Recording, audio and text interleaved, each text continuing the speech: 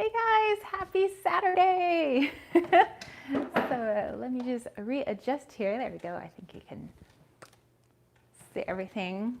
Oh, and my antennae. So anyway, I will just wait for everybody to pop in. And we have some fun stuff. Well, I mean, I try to have fun stuff every Saturday, but yeah, I have some fun stuff geared up for you guys.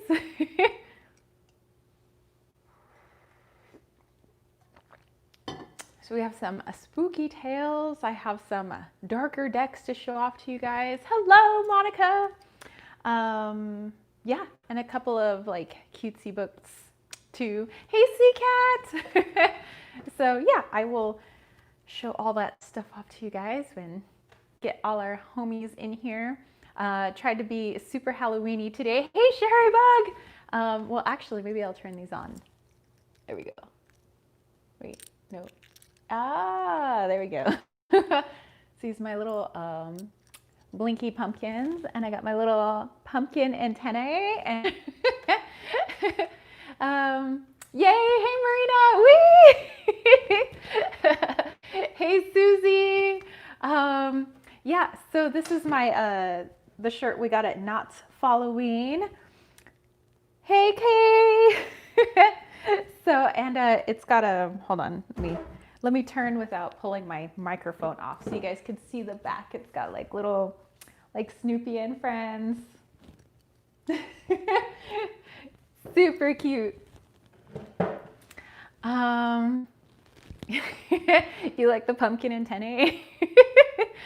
So hold on, let me save the batteries because you know we gotta wear these things for till next October.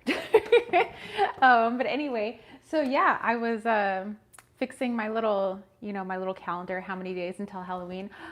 There's exactly 2 weeks, you guys. There's 14 days until Halloween. Hey, Aries. And Trisha, hello. Jillifer, what's up? So yay, yay, yay, yay. Alda Home is in the house.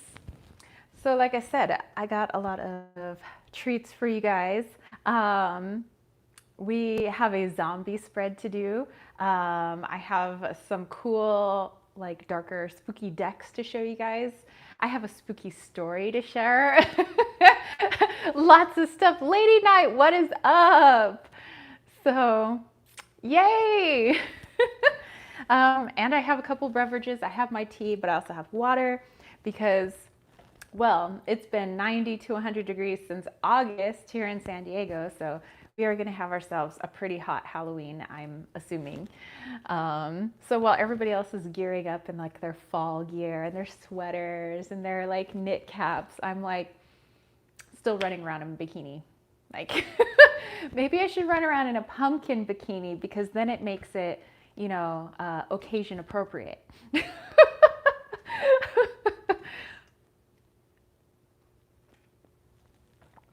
Okay, so Sherry Bug runs and scoops up spooky decks. Yeah, so if you guys want to at least, you know, grab a deck that's handy, maybe a spooky deck that would probably be more apropos for what we're going to be doing today, you know, then just have that on the ready because, you know, we'll get to it. But yeah, so what do you crazy kids have cooked up this weekend? What are you guys doing? What are you guys doing today? For me today, I don't think it's today, but I think tomorrow we're gonna go visit our friend up in Marietta. I have some Halloween, like a couple of Halloween gifties to give her. All right. Okay, it has the Halloween tarot at the ready. Sherry Bug doing homework for new job orientation. All right. Multitasking, you're like tarot and homework. Okay, so, well, let me show off while you guys are getting your, maybe some spooky decks. I'll just show off a couple of things that are non-spooky. They're more on the cutesy side. And then we'll get to the spooky stuff, you know, because we have to have a balance, you know. Lady Knight said, Mercury retrograde. So I will be doing more past life readings. Ooh, nice. And Lisa's here. Hello, Lisa. Yeah, I'm actually with my Patreon peeps. I think a couple of my Patreon homies, you guys are in the chat today. But I'm gonna post on Monday when our live chat will be for Patreon, and that one is going to be on a Thursday. I'm thinking it's gonna be at 3 o'clock, but that one's gonna be just talking to spirit. So I'm gonna be trying to channel the loved ones for my Patreon homies. So it's gonna be that's going to be a very interesting live chat. So an entire like mediumship live chat, I think that's going to be a lot of fun. And of course, I'm going to be having a special Halloween with you guys. So I'm thinking that we're actually going to have it Friday night. So not actually on Halloween, because we are going to be passing out candy in a neighborhood that actually has children that come to their houses, because I don't think anybody's coming to our house. We're like too steep of a hill. So I won't be here on Halloween, but the day before, I thought we could maybe in the evening, so it's nice and dark. It makes it spookier. Well, at least on my end. I don't know what time it is for you guys. But I'll let you guys know, of course, you know, we have another Saturday before then. Yeah, we'll have like a full-on like spooky, almost like slumber party, but Halloween style. So I think that's going to be a lot of fun with you guys. Jennifer said, got my Charlie Brown playing cards again. Nice. So that sounds fun. Yay. Yes, yes, yes. So yeah, we'll have a special Halloween slumber party on the 30th. So on All Hallows Eve. Okay, so the cutesy stuff. Ooh, then I have a big announcement. Okay, we'll go cutesy, big announcement, and then let's get spooky with it. Okay, so first, okay, so these are 3 items that the dude got me. Apparently he's in charge of getting things all cutesy wootsy for this house. So again, if you have little kids, or you have little kids that are like 40 years old or older, then maybe they might be interested in these. But one of them is called When Your Lion Needs a Bath. And it's like, okay, yeah, it's for little kids, but it actually, I think it's meant to also make an adult laugh too, because there's like some adult sense of humor in there. Okay, it's like we're all kids. See, Sherry Bug said Zombie Tarot, Trick or Treat, Deviant Moon, Bohemian Gothic, Madame and Doris Fortune Cards. Can't choose. Bring them all. Bring them all. Bring all the homies. So this is by Susanna Leonard Hill, illustrated by Daniel Wiseman. And I'll just go part of the way through the book so you guys can see what it's like. But it says, uh-oh, someone's smelly. Does your lion need a bath? So here, we'll get up like this. It's like so adorable.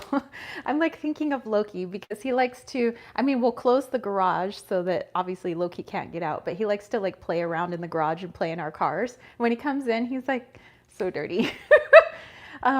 When your lion needs a bath, you must be a little sneaky. After all, behind that roar, lions are cats. And have you ever met a cat who likes water?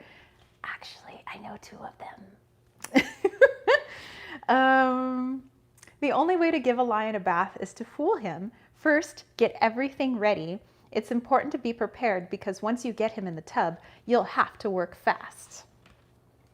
Next, you have to get your lion into that tub without him realizing what you're doing. This will probably take a trick in the book, every trick in the book. Let's start with a wind-up mouse. Cats love chasing mice. Well, that didn't work. Maybe a ball with a bell inside? Nope. How about some yarn? Oops, it seems like your lion might need a little extra boost. Everyone knows cats are afraid of dogs. Wow, not yours. Perhaps you can tempt him with a tasty treat. How about a brownie, banana, butterscotch, berry, marshmallow, marmalade, strawberry, smothered caramel, covered peanutty buttered, double dip, chocolate chip, triple whip, jelly bean, sundae supreme. Too much? Actually, I would want that. All right, try this. Tie a feather on your fishing line and cast. Actually, I'll just read the whole book. I mean, it's short. Quick, Great job, squeaky clean. Uh-oh, you probably should have closed the door. Looks like your lion needs another bath. And so do you. So that was it. I mean, it's super short, so I guess I could read the whole book. Okay, so let's see. Jennifer said, I also have a Harlequin playing deck, so I'm getting that too. Hey, both are great. And Aries, yay! Hello, Aries. Kay said, my cat loves water. She will jump into the shower when I'm in and has jumped into the tub too on purpose. Makes for a big cleanup afterwards. Yep. Hey, Molly. Yeah, Wally jumps on my back when he knows I'm getting ready to get into the shower. He does it to my dude too. But when he sees us like getting undressed, getting ready for the shower, then he like lines up like, I'm ready to jump on your back. And so then he's on our back. We carry him into the shower. He gets nice and wet, and then he turns around my back when he's ready to be let out. So I kind of like squat down in the shower, and then he, I open the curtain for him, and he jumps out and he runs through the house. And he dries off as he gets the house all nice and wet. Let's see, and Mina is here, or Mena. Excited catching this live. Recently came across your channel, so grateful, love your vibes and your videos. So, oh, yay, thank you. Well, welcome. Hopefully you have fun with us today. And Jonathan, what's up? Let's see, Aries, my dog froze and stared at place. It's that sprite playing with her. Those sprites can be rather mischievous. And Sabo is here. Hello.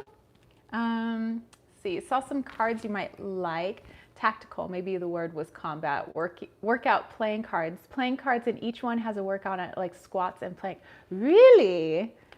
I will have to look up these cards. You've caught my interest.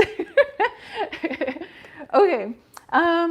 The other cutesy book is called When I Am Big, and actually this is from Jellycat.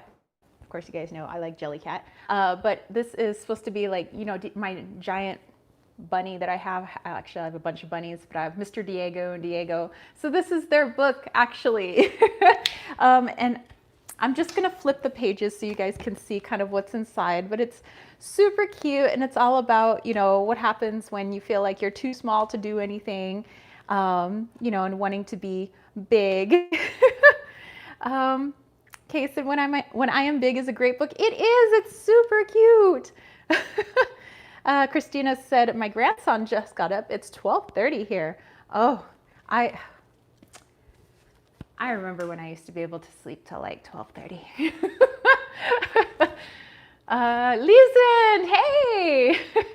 Hey, no problem. We've just been showing off the cute things first before we get into our big announcement, and then to our spooky stuff. Being big is overrated. Exactly. Because you hit your head on everything when you're bigger, and it's much harder to get into those little crawl spaces, and I think that it's easier to jump out of trees actually when you're little, because it's like you're made more of springs. Let's see. Jonathan said, I backed the deck on Kickstarter that is a deck of yoga poses, so you can create a yoga workout randomly. Ooh, that sounds really cool as well. Let's see. Lisa just opened a new deck, the Fairy Lights Tarot. Ooh, I've heard of that one. That one sounds awesome. Okay, and then I have one more cutesy thing for you, and this one was a surprise in the mail. And this is Toothpick. Toothpick is a little skinny bear, and actually he's not a Jellycat, but he is a Gund. So yeah, he's so skinny with his big head. So yes, this is Toothpick, and he got to sleep in the bed last night. But yeah, he's just so floppy and cute. I love me my stuffies. And I promise one day I will do like a Jellycat haul or a stuffy haul, or one day you guys see all my stuffies, but there's a lot of them. So I might just have to be like, there's the stuffies. So yes, this is Toothpick. Um, yeah, you guys like his name, right? Toothpick. uh, so little toothpick is gonna sit there next to the camera. Okay, so big announcement. A stuffy collection video, yes. Okay, so I have been talking to the teachers of the Leon Mystery School. Obviously, Jonathan is one of them. And people have been emailing saying about how far along they are in their courses. So obviously, Diane is complete. I am complete. Will from Atypical Tarot, I think by the end of today, he's going to be complete. By the end of this weekend, James over at Light of Raga, he said he's pretty much going to be complete. Jonathan said, did anyone else get the True Heart Intuitive Tarot deck? I did not. I don't even think I heard of that one. I'm going to have to look that one up. And then I think Jonathan has been working, tirelessly on his course as well. So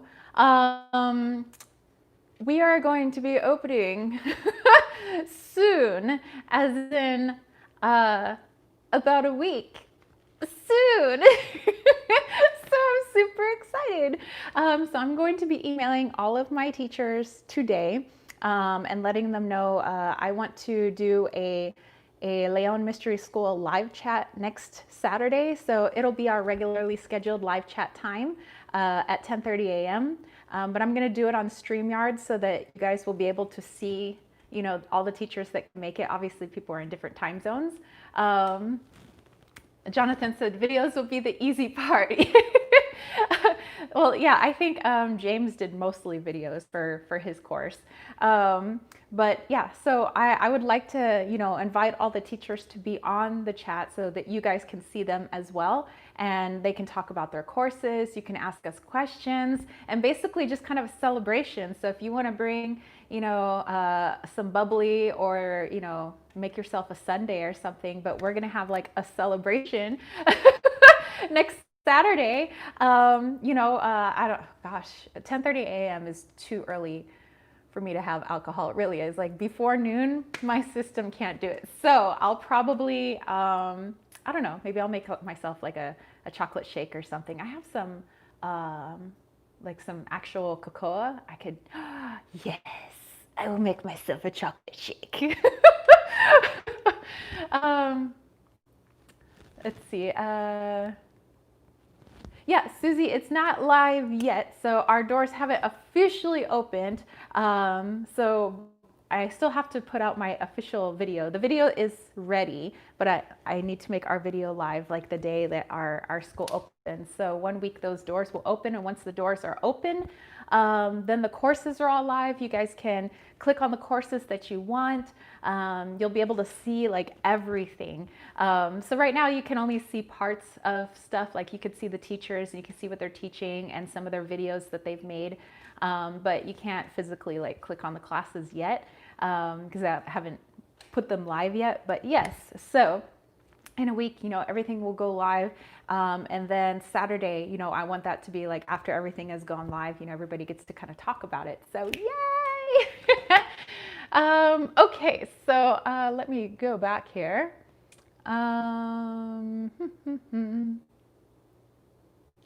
Sabo said, I saw some reviews about it, but I don't really like it. Oh, the deck he was talking about. And Jonathan said, I've been working on my PDFs so much. I haven't started my videos yet, but should be ready in a week or so. Yay! Sherry Bug, just put the alcohol in, OJ. You'll be fine. Well, there you go. Mimosas, everyone. Christina said, make a Shirley Temple, or I can make a Shirley Temple. That I can do. Jezebel said, so your boyfriend says you dress in costumes, you say. Log on to see Tara dressed in pumpkin swag. Like, why does he always say I dress in costume? Boy is ridiculous. Nice. And Dr. Positive Tales. Hey, we are just having a little bit of a chat today. So we're actually going to be doing pulling our own cards. So I have a I have a spread for you guys to do, a zombie spread. So, Dr. Positive Tales, if you have a deck nearby, you are more than welcome to join us in that. Karina said, I'm late, but at least I'm here this time. Well, welcome. Make sure that you have a deck. We're going to be playing with our cards pretty soon. Sea Cats, it's so exciting. Lady Knight said, I think I figured out what I would like to teach. Yay! We have Maha over at Maha's Treasure Box and Claudia, from Olivos Art Studio. They're both going to be joining us later in the year, maybe towards late November and late December. But, you'll have some of the teachers now, and then, as other teachers get finished, they'll be added as well. So, am I a dog or a cat person? I'm both, but in my home, I have 2 fur babies that are kitties. So I have my Loki and I have my Wally, but I have had a dog before. I don't hate on the doggies. I like all animals, but my old dog was named Precious, and she was a Maltese. She was a sassy Maltese. Let's see, Lady Knight, Arabian parts in astrology. That is freaking cool. That sounds cool. That I haven't even, what? Like, I wouldn't know more. That actually sounds really, really cool. Oh yeah, that's right. So Susie got to share the intro video for the school that I made. Come on, grammar. That I made. That one's actually posted on the website, but it won't be live here on YouTube till the day our doors officially open. But don't worry, I'll make sure you guys know before, maybe the day before the doors open, so that you guys get like the, insider, because y'all's is my homies. So, okay, so let me put these off to the side. So yes, that was the big announcement that yes, in less than a week, our school is opening. Doors officially open, which means you will be able to enroll in classes. And then, my intro video will go live here on YouTube, so everybody kind of knows about it. You guys will get the heads up. My Patreon peeps will get like the earlier heads up, and then you guys get the heads up, and then the rest of the world gets a heads up. And then I'm going to invite my teachers to a all Leon Mystery School live chat. So we'll all be in the chat where you could talk to all of our faces, So I think it'll be a lot of fun. Let's see. Jezebel, how could anyone hate on a furry little animal, cat, dog, spider, or rat? They are all cute AF. I agree. Spiders, they kind of freak me out, but I'm not going to hate on them because I know they have a job, and everybody's got a job, and we have to love even the ones that scare the crap out of me. We do. Oh my goodness. Aries said, I just got how to activate on YouTube account, and then the server went down. Oh no. Jonathan said, I ran and grabbed a new deck I just got this week, the Destiny deck. Love it. So pink and blingy. Ooh. Thank you, Sherry Bug. Aries said, Mercury retrograde, shadow period. Christina, how do we sign up for the school? So we're not officially open yet, but when we are, you'll go to my website, www.kittenswaitsandtarot.com.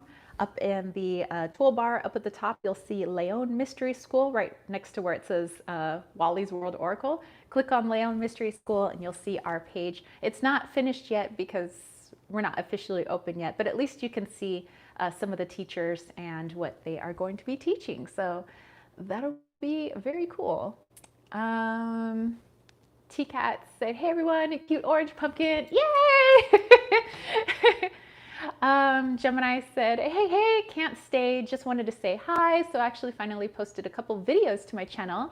Oh, okay, so you guys go check out Gemini Grey Wolf.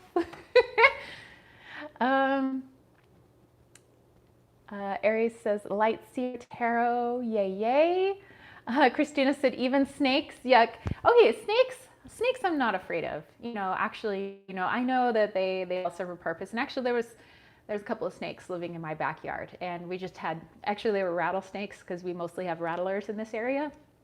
And they never rattled their tail at me, so they weren't really scared or anything. So they weren't like warning me to stay back. But we had this agreement. I was like, you don't cross my path, I don't cross your path. Like, you go ahead and eat all the whatever it is you need to eat back here, and don't freak me out.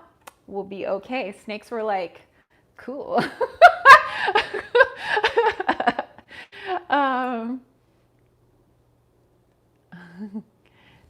Kay said, I love reptiles. Jezebel, they're so cute and drama queen-ish.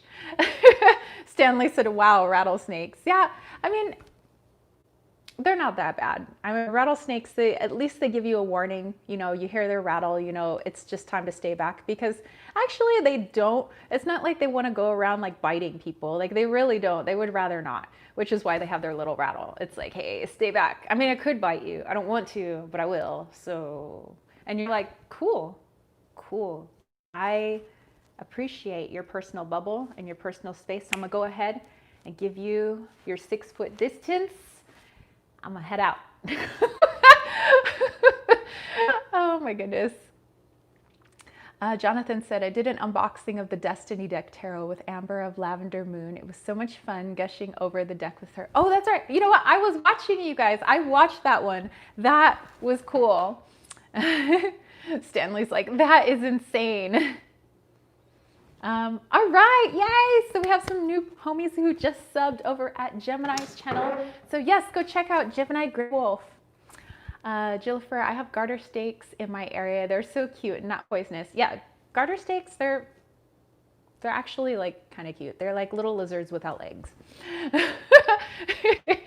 Sherry Bug said, I like snakes, except when they would come into the house while I was in the Peace Corps. Too many poisonous snakes in Mali. Okay, well that's no.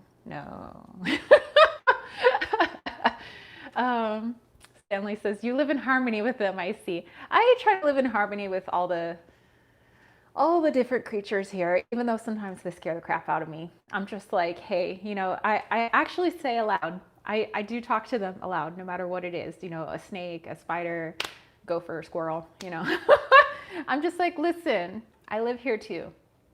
And I'm not like one to go around on a murder spree. Like, I'd rather not go on a murder spree. And I'd rather you not go on a murder spree with me. So I was like, you can have at my yard when I'm not here. And then when I'm here, you could just tuck yourself away, and so we pretty much live in harmony in my yard. Moon Magic said, I have a lot of dreams about snakes, but Hecate is my goddess, so that is to be expected. Her name has been coming up a lot lately. I mean, I know that she was part of the Witch's Moon box recently, but no, just like in general, people talking about her on YouTube, people talking about her just out and about, just very interesting. I've been hearing her name pop up a lot recently. Jonathan said, all right, I remember seeing you there.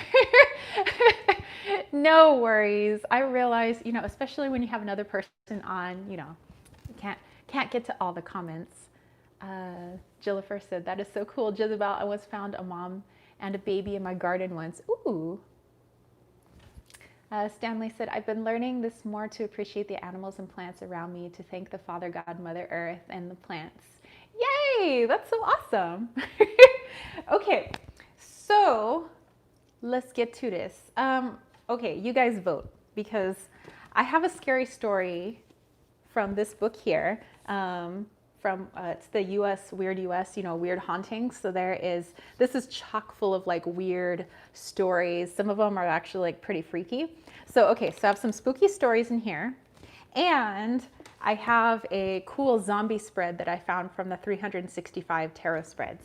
But you guys vote. Do you want to do the tarot spread first, or do you want a spooky story first? Like, what are we doing?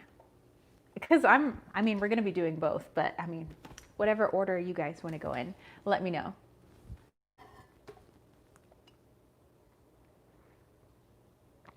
Okay, we have spooky story, spooky story, spooky story, spooky story. So you guys are saying spooky story. Okay, so we have tarot first, story, slumber party at Susie's place. Okay, spread first, story, spooky story. Okay, I think the vote is spooky story. So here we go, spooky story, but keep your decks nearby because we are going to be doing a zombie spread afterwards. Okay, so let's see.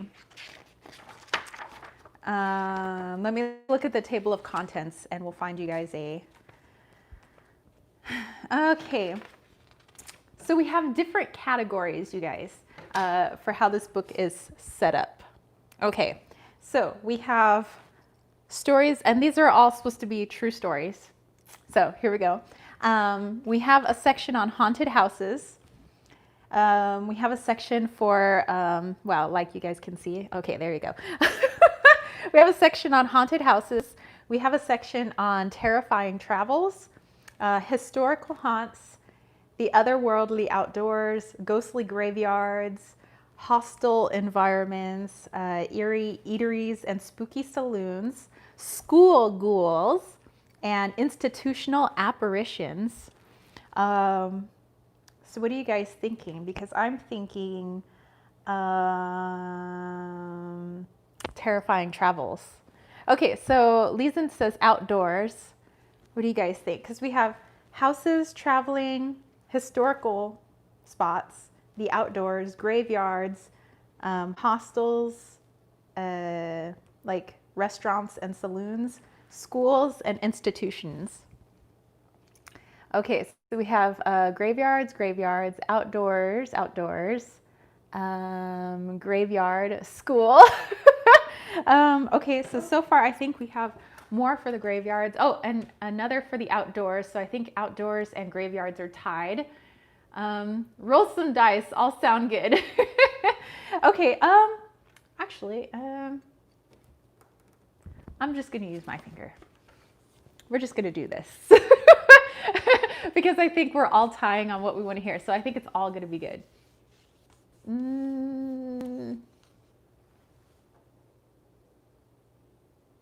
Oh, okay. All right, so our first story then is going to be the Silver Queen Hotel for hostile environments. Okay, page 189.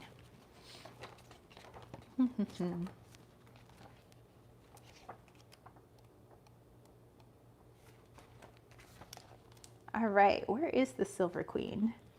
All right, so if anybody lives in Nevada, this is in your state.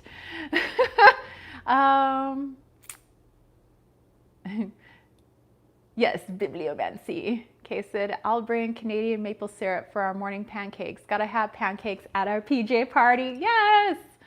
Jezebel said, okay, if this is getting spooky for reals, I'm switching to Netflix. I'm a scaredy cat. But in the daylight, it's less scary. I mean, if this were nighttime, I'd probably scare myself, but. Okay, so does anybody live in Nevada? Anybody in the chat here from Nevada, or they were from Nevada? Any Nevada-ers? Oh, Jezebel says it's dark there. Well, when it's like the weird US, they don't make it like too scary. Let's see. Okay, this is all right. So I'm gonna stand up and read to you guys. I don't know, I like standing and reading, so here we go. I'm gonna move the camera a little bit so you guys can see. All right, Samara is from Las Vegas, and Karina said, do I have to make green juice potions before we draw cards? Hey, if you want to. It is the season to be creepy. Jonathan's like, it's the teacher in you. I know, right? Speaking of creepy, has anyone watched Hellier? I have not. Hey, Claudia. Okay, so here we go. And it's dark also where Liesend is at in Germany, right? Yes, we are standing. We're in teacher mode, as you can tell. Let's see. Samara moved a few years ago to Portland. Yippee! Well, okay, so here it's only 11:05. Yeah, 11:05, 11:06 a.m. So we're still pretty. It's pretty sunny out there. Okay, the Silver Queen Hotel. Here we go, you guys. Grab a stuffy if you need to, or your fur baby. Okay, here we go. Mark Twain never owned a cell phone, and if he could get by without that modern marvel, I reasoned, I could surely spend the night at the Silver Queen Hotel, which offers neither phones nor televisions in any of its 29 rooms. Built in Virginia City, Nevada in 1876, when the Comstock Lode was dispensing silver to prospectors like bubblegum from a machine, the Silver Queen is famous for a painting adorning its walls.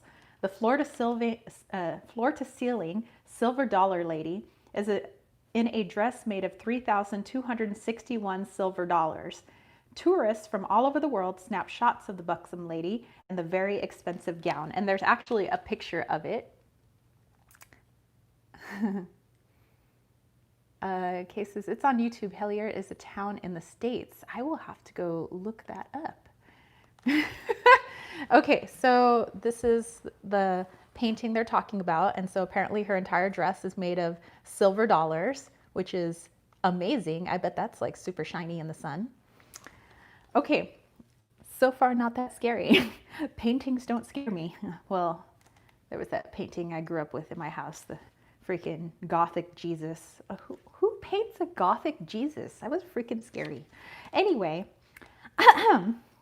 the sidewalks roll up early around here, considering there's not too much to do but window shop or hang out at a few saloons once the sun goes down, but that was okay with me.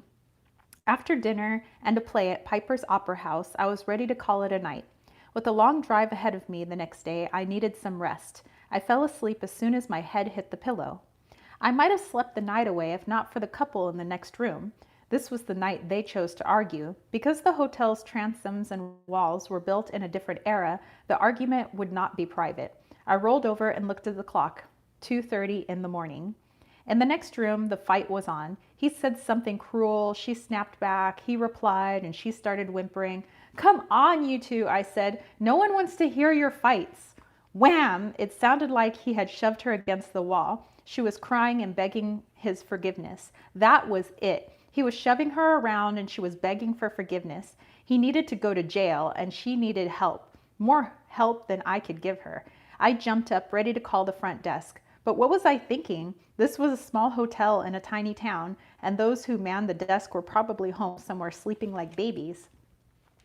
I would call the sheriff. No, I wouldn't, because there was no phone in this room, and like Mark Twain, I had no cell phone. Asleep at last. Then the name calling began. He reeled off every vile name I have heard in my life, and believe me, I've heard plenty. She kept crying. Why don't you just leave him? I silently asked her. Anything has to be better than what you're enduring. He pushed her again against the wall, as she whimpered and promised never to do it again. What could she have done that warranted this kind of abuse? Nothing. He was a cruel monster, and I was going to report him first thing in the morning. Silence. Had they kissed and made up? I wondered as I glanced at the clock. It was a little past 3 o'clock.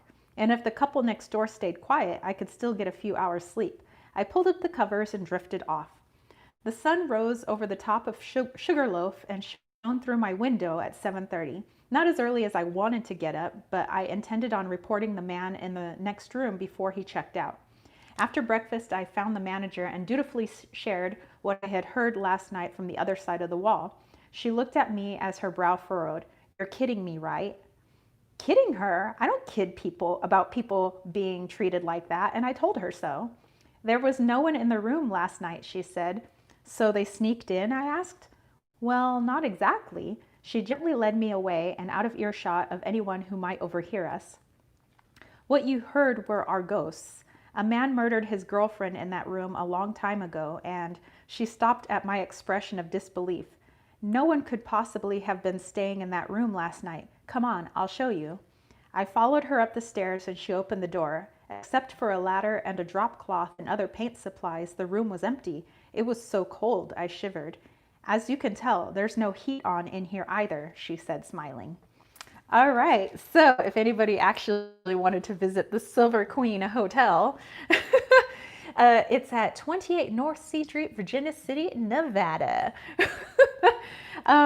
Okay, so there is a another little thing I guess that goes with this. Oh, this is just like a quick little. It says Halloween waiter. Ooh, okay. We will take a look at that one too.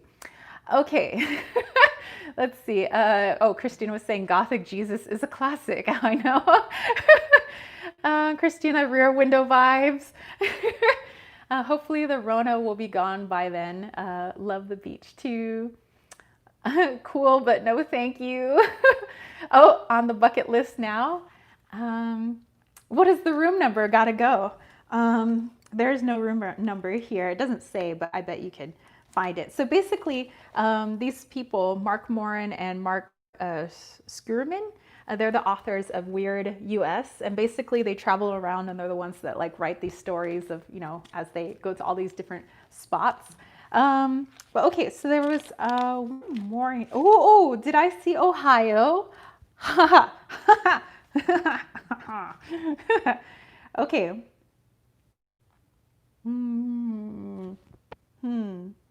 I'm just looking over it, making sure it's good. Or, no, there was Halloween waiter. We're going to do Halloween waiter. And then we're going to do Ohio, because I know there's some Ohioans in there. Ohioans. Any Hawaii stories in the book? I'm sure there is. I had a book on Hawaii spooky stories. I think I just donated it like not too long ago, because I had it forever and I like read every story in there. Dude, if I still had it, I would have sent it to you. Okay, so the Halloween waiter. During a stay, on the island of, is it pronounced Lanai? I sat down to dinner one Halloween evening at the lodge at Koele, and the waiter appeared at my elbow. I couldn't help but notice how stiff and un-Hawaiian he looked in his white dinner jacket, holding a burgundy leather menu. That's so funny that I just happened to be reading the one that is from Hawaii. So, well, there we go. Samara said, I saw a sad couple of ghosts. An old hose had killed her on accident in a fight, and then himself, and they appeared there many times, and it's a little famous in Cali. Whoa. Sherry Bug said, Pele is the best set of Hawaiian stories. The Warriors. Yes. Okay. Good evening, he said, not aloha. Hello, I replied and smiled. He handed me the menu and the wine list. I can't tarry, I said. I'm reading from my books after dinner. I know you are, the waiter said. I've got a spooky story to tell you.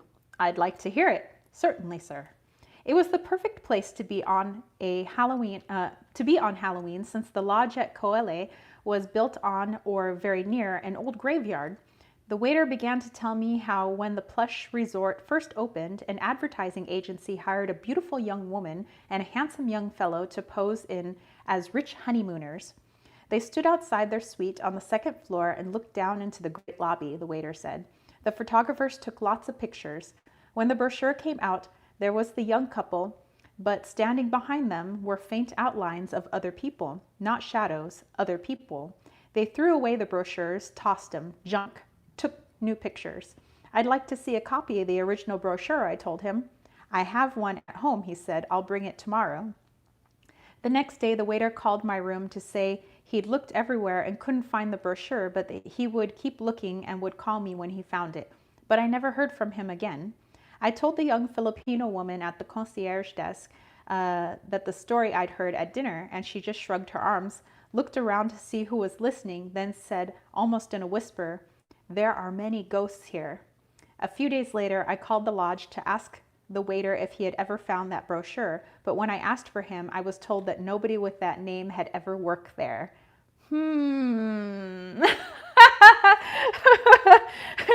Very interesting. So there you go. That was one from Hawaii. Christina just ordered Weird Hauntings. Yay!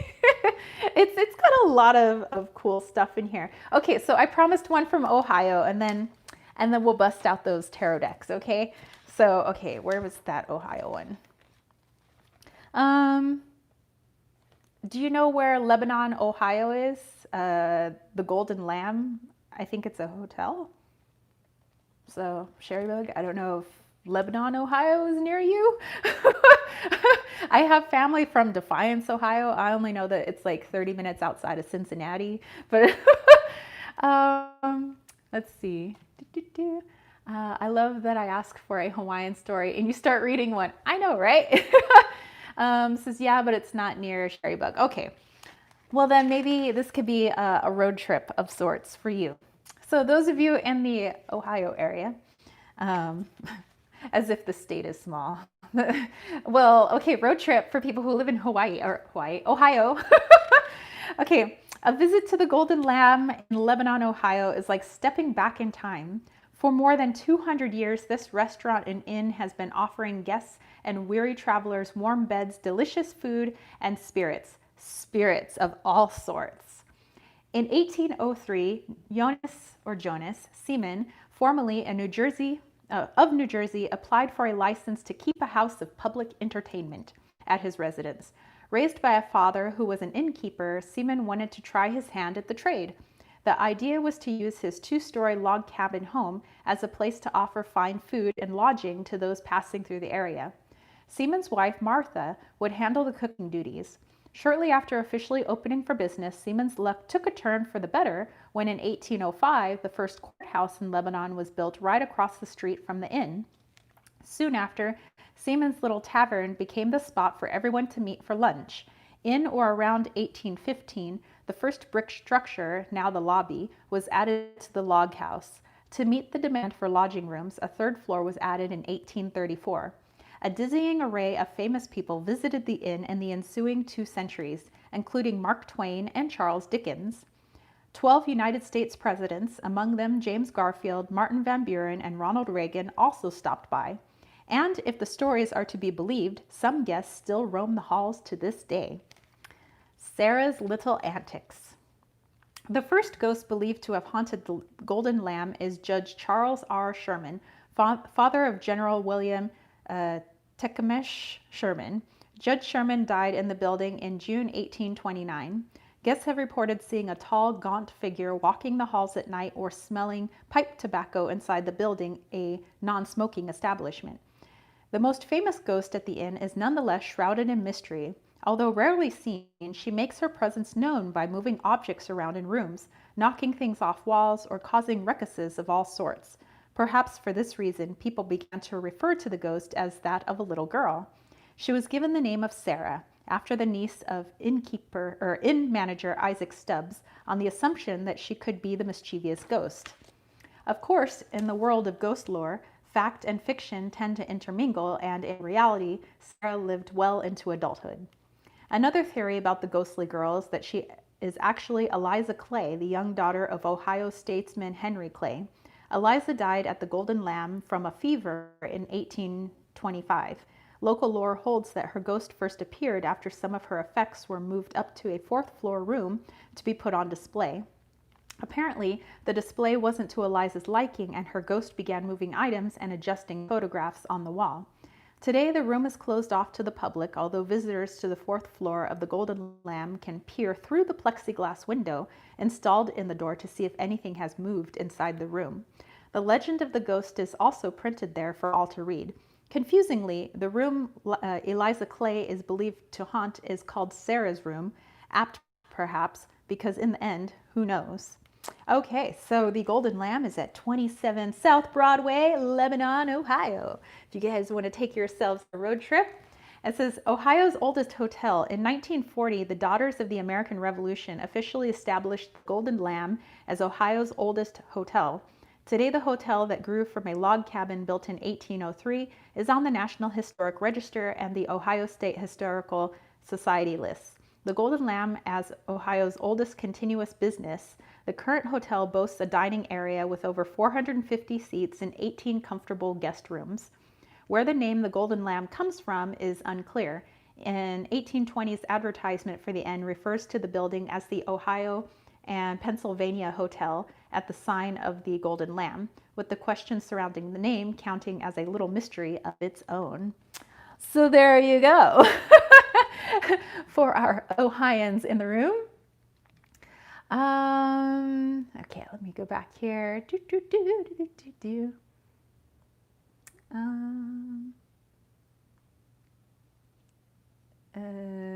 Samara says, sounds biblical, golden lamb. I was thinking about that too. All right, Lizend, you have a good evening. We will catch you next time. And Sherry Bug said it's south of Dayton. Oh, okay. Ishani, hello. And all right, Jonathan's off to go grab himself some coffee. Claudia said in Washington, D.C., we have ghost tours, also nearby Alexandria, Virginia, and I have never gone. Definitely going when I get back home. Shibuk said, I'm near the Ohio State Reformatory, which is haunted AF. I mean, which reformatories are not haunted? Okay, you guys. So I hope you have your decks. I'm going to go ahead and sit back down now. Okay, my lecture has ended, my spooky lecture. We shall now draw some cards. So let me move my camera back down. Okay. All right, so do you have your spooky deck or decks? Grab those. Like I said, I'm going to be pulling a zombie spread from the 365 Tarot Spreads book by Sasha Graham. We have all kinds of haunted tours here in San Diego, by the way, too, because we got our own little thing going on here. Let's see, Jillifer said in Seattle, we have an underground Seattle tour that is said to be haunted. Ooh. We have Old Town. Old Town's supposed to be haunted. Downtown Gaslamp District supposed to be haunted. We have certain parts of Old San Diego that are supposed to be haunted.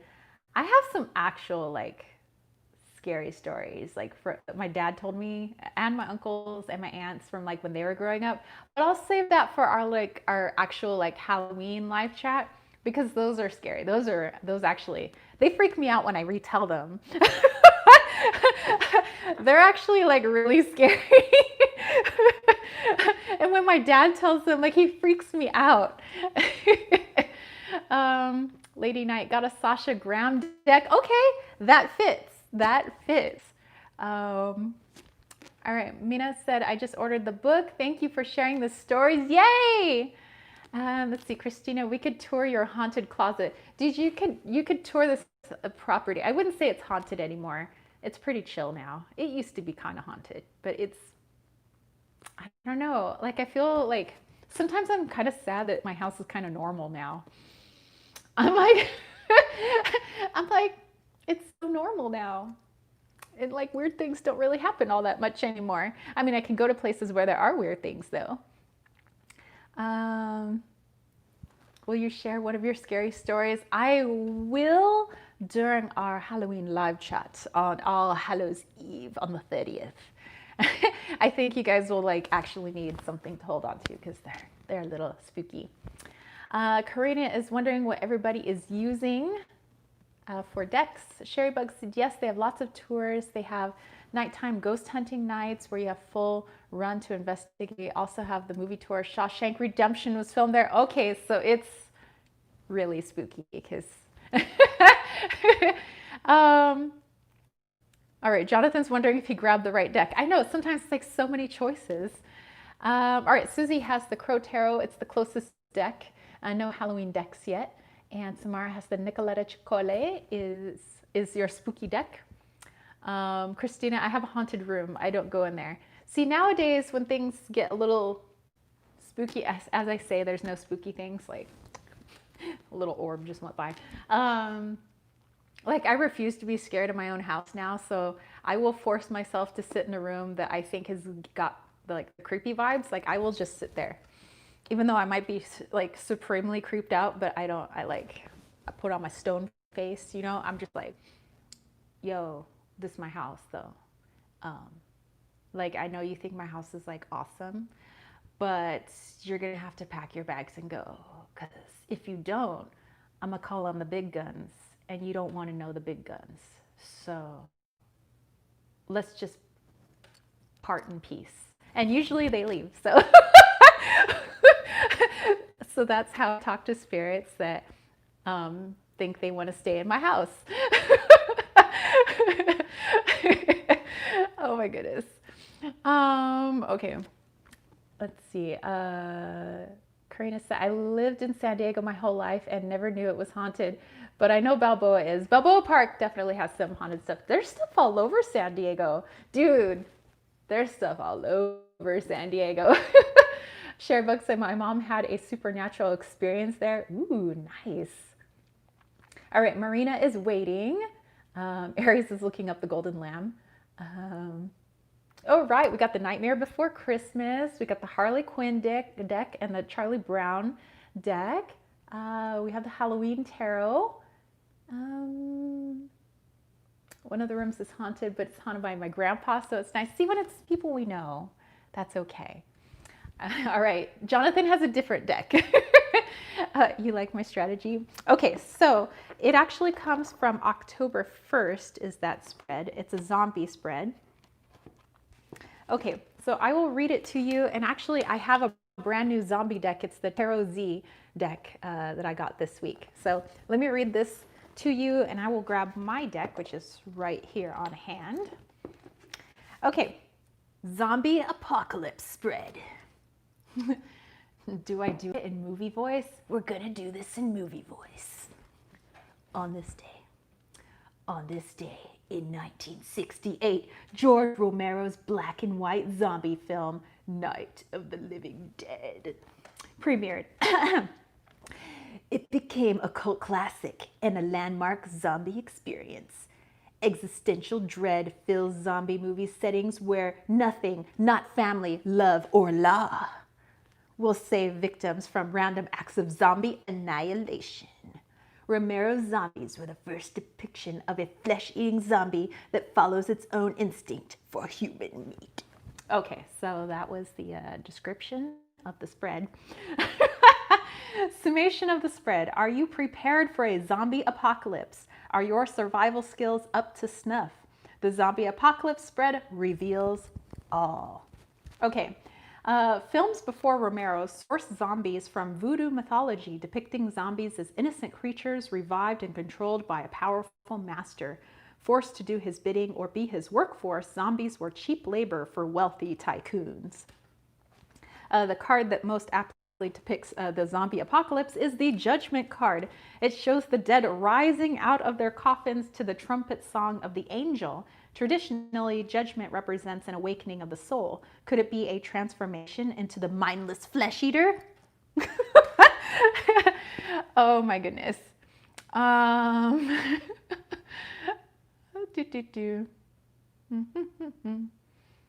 All right, so Sherry Bug has the Zombie Tarot to start with. T-Cat, not going to do this spread now, but I will take notes and find time to do this later with the Santa Muerte Tarot. Perfect timing for this deck. Nice. Just shuffling and lower lips out. Christina said they recorded a man's voice saying, I knew you'd be the end of me, in a very threatening tone. It's very cold. The door jammed shut, slammed shut, falls off the wall. I could go on. Oh my gosh. Oh my gosh. That sounds scary. Jillifer saw the movie last Halloween. The Serpent and the Rainbow. Hey, Kathy. Yes, so grab a spooky deck if you have one. Lady Knight, there are zombies on my Justice card. Or Judgment, okay. Okay, all right, so I have my zombie deck. So like I said, it is the Tarot Z. And I'm going to read off the questions, and then we'll go one by one with each question. So it's okay if you don't hear the questions the first time around. I'm gonna keep reading them, so don't worry about that. Okay. Okay, so the images on these cards are a little more realistic and a little more creepy than, let's say, the other, like, Zombie Tarot, which is more cheeky. Just the Crow Tarot, not too scary. Kay has a cutesy deck. Hey, sometimes if you're doing something a little more spooky, it helps to combat it with something cutesy, you know? Okay, so I have my zombie tarot. So these are the backs. This is the Tarot Z. Yeah, it is, dude, it's rad. And by the way, Dawn of the Dead, and then the remake, what was it, early 2000s remake? That scared me actually, because when they made zombies able to sprint fast, I was like, fast zombies? Okay, I don't mess with fast zombies because, okay, I'm a 100-meter sprinter. I crap out after 100 meters, maybe 400 meters, but then after that, I can't sprint no more. I'm gonna be eaten. Yeah, the brains. If it's more like Shaun of the Dead, okay, I could deal with those zombies because I could just pretend to be a zombie. Let's see. Jonathan said the Tarot of the Unknown is based on the show Over the Garden Wall. Interesting. Says, no, it's not a deck. Serpent and the Rainbow is a movie about voodoo zombie stuff. Oh, interesting. Have to check it out. Okay, so I'm just shuffling my deck and then I'll read you guys the questions. Okay, so here are these spread questions, and you can just put them in rows just like this, you know, or however, whatever your space is. Claudia said, oh yes, I love the movie Sherry Bug. I don't like regular zombie movies. And I have to check it out. I haven't seen this movie. Oh my goodness. Christina took a zombie survival test online. I died instantly. Oh my goodness. This is that "Don't Bury Me, I'm Not Dead Yet" thing from the trailer. Haunted me for years. Oh my goodness. There's always someone who trips, falls down, and the zombie. Yeah, I'm always like, dude, if you trip, you quickly pop back up. You're not like, no, don't eat me, bro. Like, who stays down on the ground? And who becomes so clumsy when they're like scared out of their mind? I'm just saying. Let's see. There's the face spiders. Oh, I refuse to use zombie tarot. I am playing zombies game. Ishani, fairy tarot for me. I don't have any spooky decks. By the way, your pumpkin headband is so cute. And the zombie voice was dead on. Nice. Dead on. The movie was like, well, okay, you guys are all talking about that movie. Now I have to go see it. So you said Serpent and the Rainbow is called? Serpent and Rainbow. Okay, I'm gonna see it. Actually, when I think of Serpent and Rainbow, I think of Ishel, which are the like calling cards of my Mayan goddess. So very interesting. Bill Pullman, maybe. I do apparently. No fight. Okay, so here we go. So here are the questions, but then we'll do the questions one by one. But not blood and gore. Okay, I can do an odd movie. I'm not too much blood and gore, really. I gotta do that sparingly. Okay, so are your zombie skills like leaving zombies, running away from zombies? Like, are your skills up to snuff? Cast your cards quickly before something eats your brain. Okay, question number 1. Running from zombies is hard work. Am I in good cardio health? Number 2, what is my preferred weapon of choice? Number 3, who is my zombie killing partner? Number 4, do I have enough survival experience to endure? Number 5, where is the best place to hole up and defend myself? Number 6, what supply can I not live without? Number 7, my mother was bit and infected. What do I do? Off with her head. Number 8, will I make it through alive? And number 9, should I repopulate the earth? Oh my God. Okay, but okay. I have so many questions on top of those questions. Okay. Okay. All right, Karina has the True deck, Rachel's True deck. It's a suspense thriller. I could do that. This is crap. I don't need a card for the first one. Nice. Jezebel, well, I don't need a tarot deck to tell me I'm out of shape and what diet is as the zombies started to run. Okay, first question, you guys.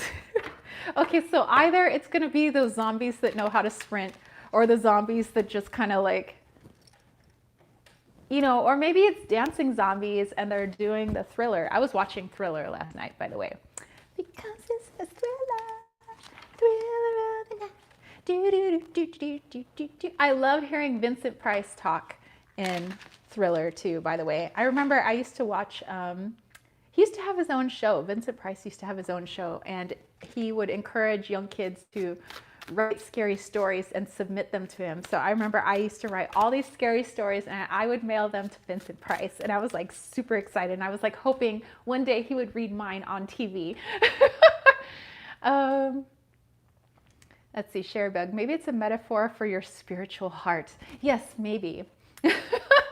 Let's hope the zombies shuffle slowly. Yes, so they got the slow shuffle. Slow thriller. Slow thriller. I wonder if a zombie would be a good father though, or even be viable, but I'd try. Very interesting. I vote the Walking Dead type zombies. All you need are roller skates to get away. Hey, perfect. Okay, so Lady Knight's first card was the Eight of Wands. I guess I'm good. Hey, I guess you are. Silver Star. Yes, I am all pumpkined out. You like it? Okay. Oh, wait. While we do this spread, I have to blink. There we go. We're blinking. My mom's maiden name is Price. I told my teacher in grade 1 that he was my uncle. She corrected me. I was so upset. I thought he was. Oh my gosh, I would claim that too. For the first question, I got the Ace of Swords. I would only be able to run because my adrenaline and mental clarity would help me. Hey, there you go. Oh, Susie got the World card. Jonathan got the Knight of Cups for his first card. I didn't even know who he was at the time. Oh my goodness. Sherrybug got the Two of Cups. Pick is of a big dinner. Oh, Christina's like, what a mean teacher. I know. I would have totally been like, really? That's so cool. Vincent Price is your uncle. Okay, so let's see. Samara got the Queen of Swords. Kay got the Hermit. Let's see, what do I get? Am I in good cardio? What? I got the Hierophant. So I'm going to fall back on what my coaches taught me, and I'm going to get the heck out of Dodge, okay? I'm going to run. Knees up, knees up. Long strides, pump your arms. Dude, I'm falling back on coach's advice. Oh my goodness. Slow runner. See, King of Wands. Eight of Pentacles. Or is it the Eight of Pants? The Tower in reverse. Are mine dead? I got the Six of Wands. Oh my goodness. See, you remember what your coach taught you. Coach said knees up, long strides, fast turnover, arms pumping, in through your nose, out through your mouth. Run, Forrest, run. That's gonna be me, dude. I wish I had Forrest Gump's like endurance. I would just be like, let's see, Michelle got Three of Presents. Ishani got the Ace of Pentacles. Looks like I would need some help. Silver Star, oh darn, I don't have my deck. I'm heading to work, but you'll be listening on the way to work. Okay. All right, so next question, y'all. Best movie ever, Forrest Gump and the Zombie Apocalypse. That movie should be made. And they're gonna have to give credit to Sherrybug. Who came up with Forrest Gump and the zombies? Dude, that would be actually a cool movie. I would go see that. Mama said to cut their heads off and then eat a box of chocolates. Uh, Forrest Gump would be toast. I guess I'm self-sufficient, so I might get away from the zombies.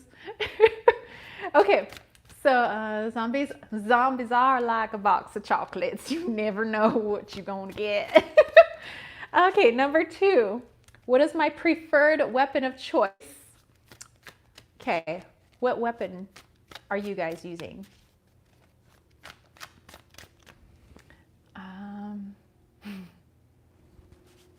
Preferred weapon of choice.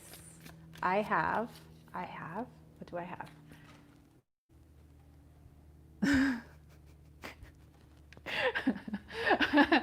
So I get the 7 of Pentacles. Oh my goodness. Okay. So many cups. My husband would save me. He always does. Knight of Imps. Okay, 7 of Pentacles. My weapon of choice.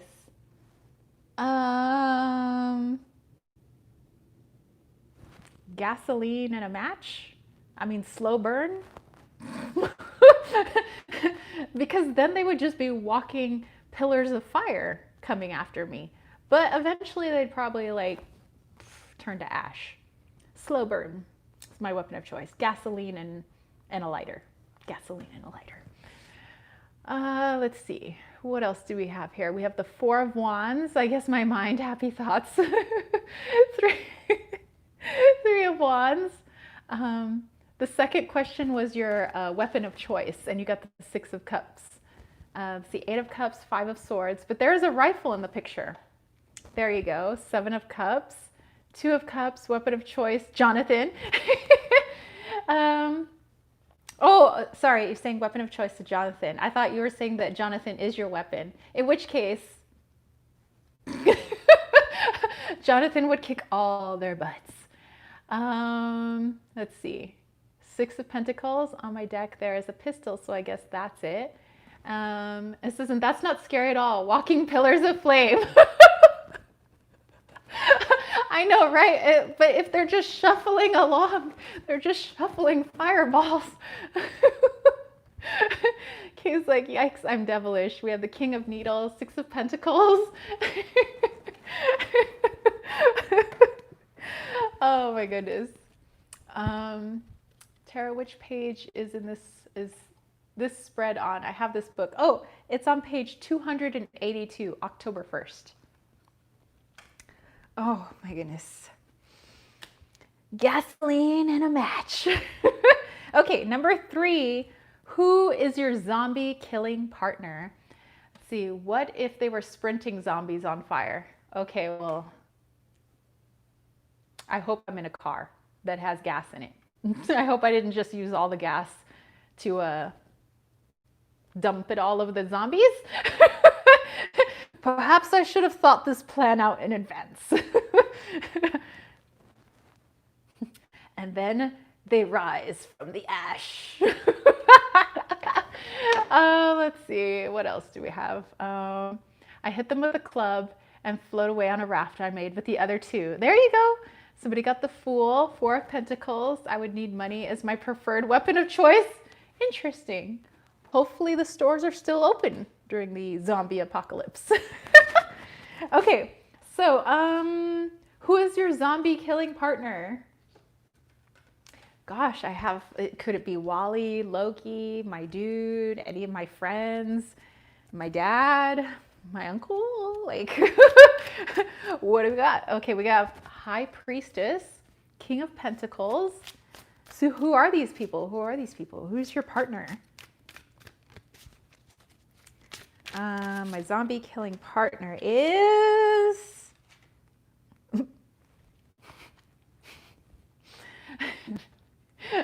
Okay, first let me read what you guys got. Okay, King of Pentacles, 8 of Cups, got the Fool for my zombie killing partner. Knight of Pentacles, methodical sidekick, anyone? Oh, hey, Diane! Just passing to say hello, busy day for you. But yay, we love you too. We are just checking out our zombie survival skills right now. Yikes, 9 of axes. Oh. Let's see, we have 7 of cups, can't decide who.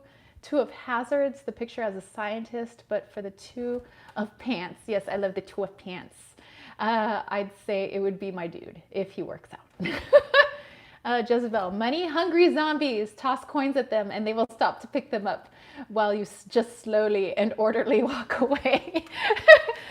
Dude, yes, the money hungry zombies, freaking just throw coins at them and then you make your escape.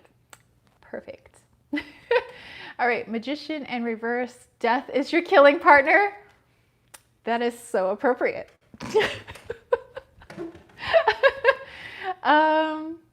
My friend with resource savvy for pentacles.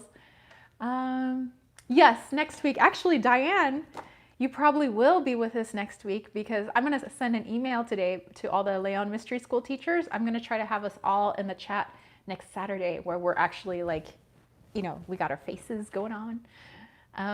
So yeah. King of Wands, second time, 9 of axes, maybe a lumberjack. Hey, lumberjacks come in handy. They could chop their heads off. Diane's like money hungry zombies. Super true. Queen of Wands, someone new that I find who needs help. Michelle wins. Yeah, I mean, Michelle's got death on her side. I mean, how else are you going to kill some zombies? The like undead, you kill the undead with death. 10 of Pentacles looks like family. It is, but somehow too much earth energy today. Interesting. Glad you told me so I can book it off. Thank you. Yay! Let's see, the moon. I feel like it's my doggo, Remy. Aw. The Fool is depicted as a clown in my deck, and clowns spook me, so I guess, yeah, there you go. Then the spooky AF clowns attack the zombies. It's perfect. It's a perfect plan. It's genius. I mean, I could see that working because clowns freak me out. Kill the zombies by walking them up and giving them life. Okay, so my partner in crime, in killing zombies, is the devil. Oh my gosh. That is awesome. The devil, I like it. But in real life, who is my devil? I'm like trying to think though, besides having actual devil there. I'm like, dude, Satan, bro. I thought you were supposed to be collecting. Apparently not. You are slacking. You're fired. Fired. You were fired. Get your evil on. Yes. Let's see, 2 of Cups, and my dog will save me. Nice, the devil. I'm still not sure how to cause zombies to have nightmares. Capricorns, we always have a plan. You need your edge. Yes. Okay, so yeah, I'll have Satan because apparently Satan feels bad that he was not doing his job. He was supposed to be soul collecting. Taking people to hell and such, and he left some people out and then they become zombies, and I'm like, so the devil's gonna get a write-up. They're probably gonna have a meeting. He's probably gonna get reprimanded. I don't think they'll fire the devil though. Like, okay, so our next question, number 4, do I have enough survival experience to endure? Do you have enough survival experience to endure? This is fire. I know, right? Okay, do I have enough survival experience to endure?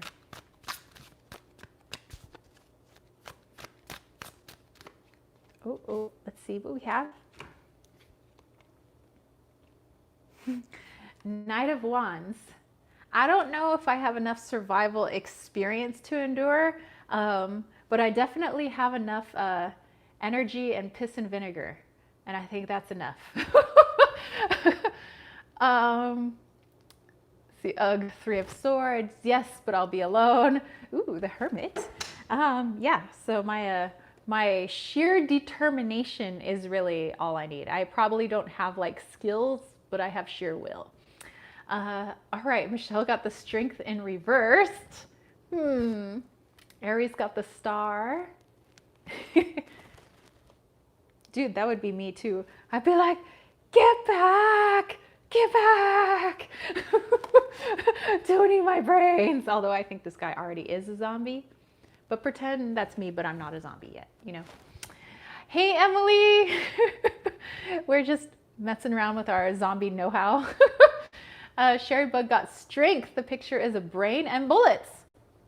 There you go. Five of Wands need a group. The crows are just sparring, but then they come together. Ace of Pentacles. All right. Okay, I'm gonna have some water. Dude, I'd just be like nonstop. Just, heads come off. Heads come off.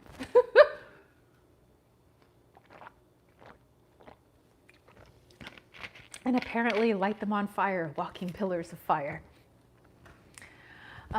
Guess I'm super sneaky. Seven of Axes. And the moon. Yes, we'll focus on my intuitions. Okay. Oh yeah, we're on question number 5. Okay, question number 5. Let's see. King of Pentacles, I would lead my survival partner and have them do the surviving. Oh, you would leave him? Oh my gosh. Michelle, I have the inner strength to survive to go along with my cunning mind for a weapon. Nice. Oh, Emily, yes, definitely watch it back. We had a lot to talk about today. and we had some spooky stories too. Out of one of my spooky stories books. Diane said, I'm just talking and don't even know what you guys are doing. Gotta run now. All right. We will, like I said, we will catch you next weekend. You'll actually be on with us. Says no lead, leave. I'm sorry. I feel like I have to burp, but I don't want to do that with my mic on. So I'm going to hold that burp in. Okay, we're good.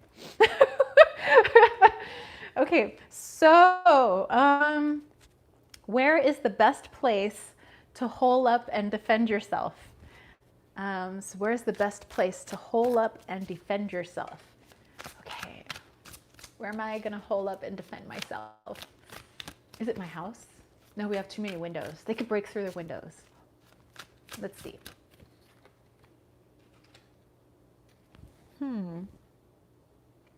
Interesting.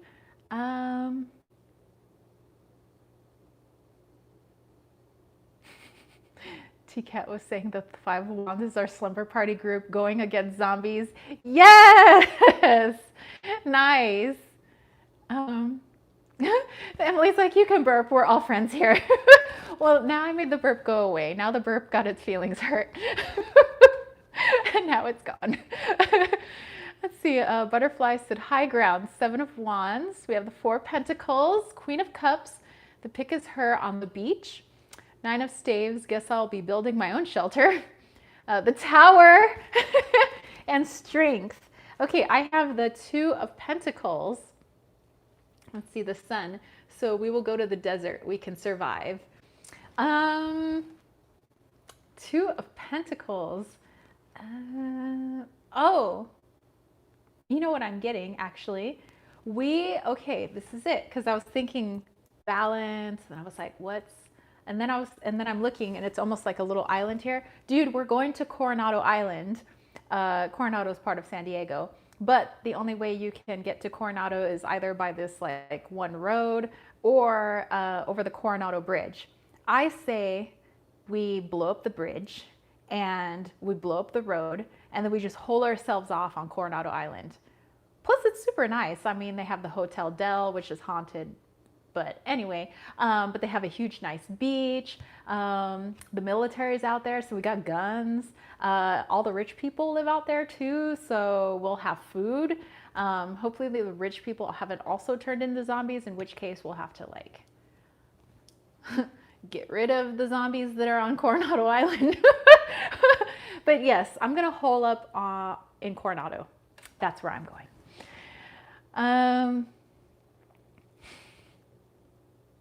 Oh, Lisa is back. Let's see. Oh, and Kay got the 5 of bats, which is wands. Hey, Angie.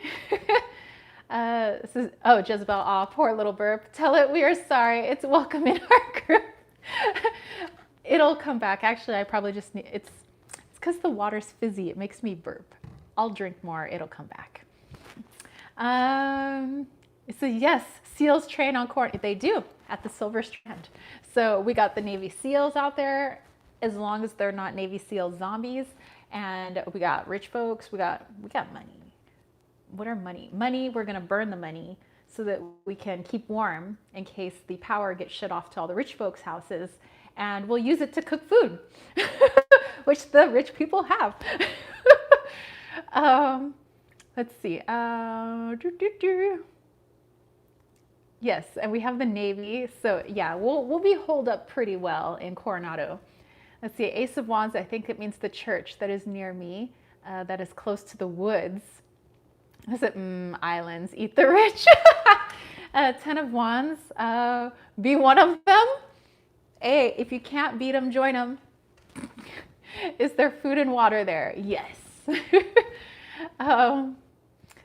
Samara's like, not sorry. The bridge really collapses for naval ships. It floats in case of attack.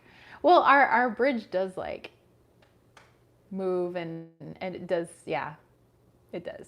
And actually, did you know originally it was supposed to be an underground walkway or like road, and part of it's still built, it's under the water. Like how cool would that have been? And they tried to do that back in like the 50s or something like that. And then they ended up building the Coronado Bridge. But let's see. If I'm a zombie though, I might take a nibble. Michelle, 2 of Pentacles. There are 2 jacks in the box in the card. So I think a toy store with large stuffies to hide behind is the best place. Yes, there you go. Like behind one of those like giant stuffed animals. Or sometimes, you know, when you pretend to be one of the stuffed animals and then they don't see you. I've seen how they do this in movies. Maybe that means camouflage, Aries, crap, Navy SEAL, zombies, no bueno. Yeah, now we're in for it.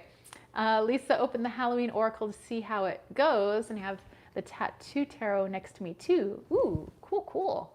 Yes, secret base under the beach too. Yes, yes. Okay, all right, so dude, there's so much going on in, around, and under Coronado. That's like its own spooky kind of story in itself. Or maybe not even spooky, but just like interesting, but also spooky. Okay, so number 6. What supply can I not live without? Okay, so what supply can you guys not live without? Okay.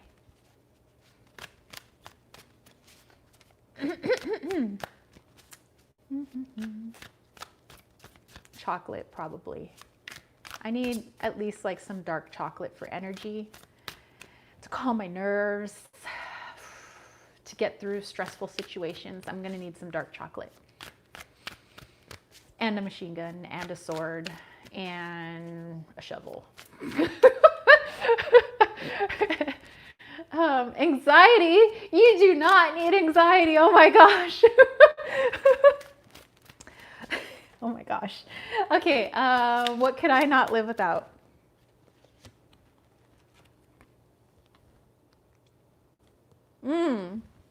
Three of Wands. I need my homies. I need you guys. I can't live without you guys. Dude, if I was defending zombies by myself, I would probably just die. I need my homies with me. The World in reverse. 2 of Cups. See, T-Cat, friendship, you're hired. 4 of Bats, 3 hanging above a pumpkin head person sleeping, 1 under the bed. 3 of Cups, my survival buddy that I boss around.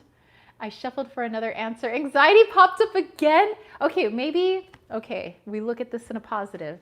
Maybe your anxiety will keep you on your toes so you never let your guard down and then the zombies don't get you. Anxiety for the win.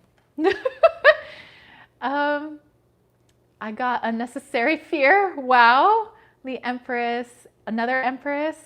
I got you all covered. Queen of Wands. I need my creativity and my cat. My horse, the Fool. Can't live without adventure. The World. Holy moly, Samara.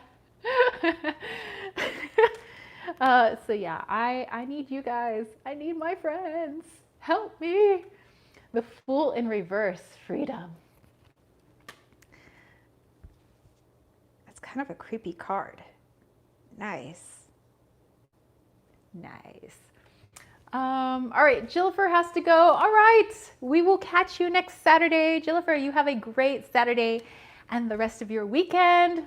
Have a good week. Okay. Number is, wait, what number we just did? Oh, it was the supply I couldn't live without. That's right. And the supply I couldn't live without was you guys, my friends. Okay. Number 7. I don't even know if I have to pull a card for this one, but I will anyway. Number 7. My mother was bit and infected. What do I do? I'm gonna have to take her head off. I mean, it's the most humane thing to do. Let's see. She's watching bugs with a magnifying glass. Says, yep, her or me. Sorry, Mama dearest. Okay, so I'll pull a card anyway, though I know what I would do. I would chop my mom's head off. This is just like always. The World. Yes, kill the old bird. She had a good life. Let's move on. I'm interested though to see what card comes out, because I know exactly what I would do without hesitation. I got a jumper with this question. I got the World. Interesting. 4 of Pentacles, Queen of Pentacles. She knows her plants she can heal. 9 of Wands. So, oh, okay, got it too. Interesting. I have the High Priestess. I'm gonna have to think on this one, because is the tarot saying something else, even though I'm like off with her head? But let's see. The Tower, the Hangman, can't decide. Yep, head comes off. I got Justice, Scales with brain on one side and a turkey on the other. 3 of Cups, a little party afterwards. I guess I'll lock her up until the World came up with a cure. 7 of Needles, I would try to fix her. See, 2 of Pentacles, I would, 2 of Pentacles, the High Priestess, I would probably have to have an actual real sit with it. I'm like, because if there's a cure, then there's probably no point in chopping my mother's head off. Or she could probably get to me before there's a cure, and I would have to do my like higher self thinking. What would be the best thing to do? And the higher self would be, actually, you know what my higher self is? My higher self is a little devil on one shoulder and a little devil on the other shoulder. I got 2 devils, and they're like, chop her head off. I'm like, oh, really? The other one's like, chop her head off. I'm like, okay, my higher self said to chop your head off.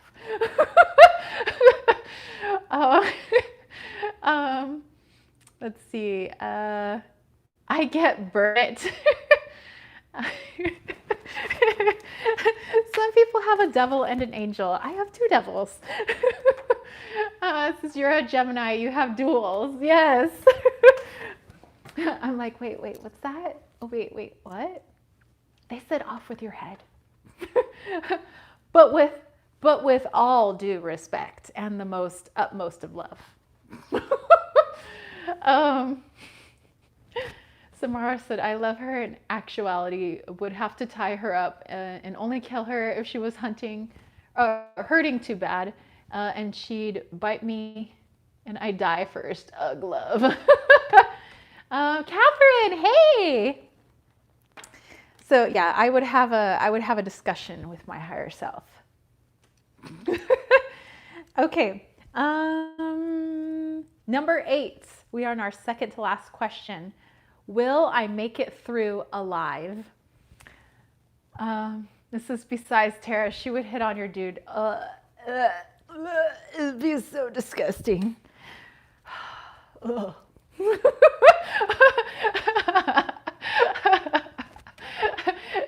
And then my boyfriend would vomit. This is, by the way, The Serpent and the Rainbow movie is on Prime. Really? It's movie night. Yes, that's what we're watching. That is what we're watching. All right. Thank you for the movie suggestion. Let's see. We have the Five of Ghosts. Not that he would do that. Yeah, dude, No, I think the last time my mom saw my dude, she yelled at him because she thought that my dude was my ex-boyfriend, but he wasn't my dude yet. We were just friends at the time. And she thought that he was the guy that I was dating. And she was yelling at him for like child support because she was like, if you're going to date my daughter, you have to pay her mother. I'm like, I'm not a prostitute, Mom. And she's like, well, in order to date you, he got to make me happy. And how he make me happy is he got paid for my kid. Which she had a kid with a different guy. And I was like, why would not the kid's father pay for the kid? Why are you asking my boyfriend? And she's like, because you better pay it because I'm the mom. I'm like, so it was really embarrassing. She was like screaming at my boyfriend, but he wasn't my boyfriend at the time. And I thought he would stop being my friend because my mom's a psycho. I'm like, I am so sorry that my mom just went off on you asking for child support for a child that is not yours. Like, I am so sorry. Yeah, she's like, you owe me child support if you're gonna date my daughter. She goes, and you better be paying my rent. I was like, he does not need to pay your rent. Like, seriously, she was asking for rent. She was like, you need to pay me if you want to date my daughter, and you need to pay child support. Off with her head.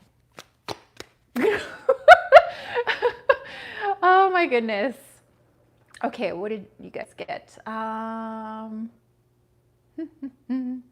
Magician, Five of Wands, guess I'm fighting till the end. The Empress, Chariot, Nine of Pentacles. Yes, I have all the sources I need. The Emperor, Four of Swords. So I will play dead. 10 of Cups. It's okay. I'm not even in contact with my mom anymore. She's go be crazy all by herself. I have been getting lots of Pentacles cards. That's interesting. Yes, Sherry Bug, my mom needs help. Says, okay, your mom is weird on a whole different level. Yes. Oh my goodness. Okay, so will I make it through alive? Ooh, hold on. That card just popped out. What is this card? This card is the Ace of Swords. That's right. I got a lot of good ideas. I'm gonna make it through. I'm creative. I'm crafty. I would make it through alive. Nice. I dig that. Okay. 8 of Wands in reversed. I'm dead. Okay, we have one more question, you guys. See the Chariot. I'm gonna make it. Last question. Should I repopulate the earth? I don't know if I'm up to that task. That's a lot of babies. Whew. Could I just like get kittens to repopulate the earth? Because then we could just repopulate the earth with kittens. Like, could I just get the kittens to love each other and puppies, and we'll just repopulate with animals? Like, let's see, 3 of Pentacles and let God get off, moms. I just got up. Sorry. Your mom sounds like a piece of work like mine. Yeah. Does anyone have the Night Beer Before Christmas tarot? I know that some people do, yes. Would be fun trying. Ditto what you wrote. Okay, so should I repopulate the earth?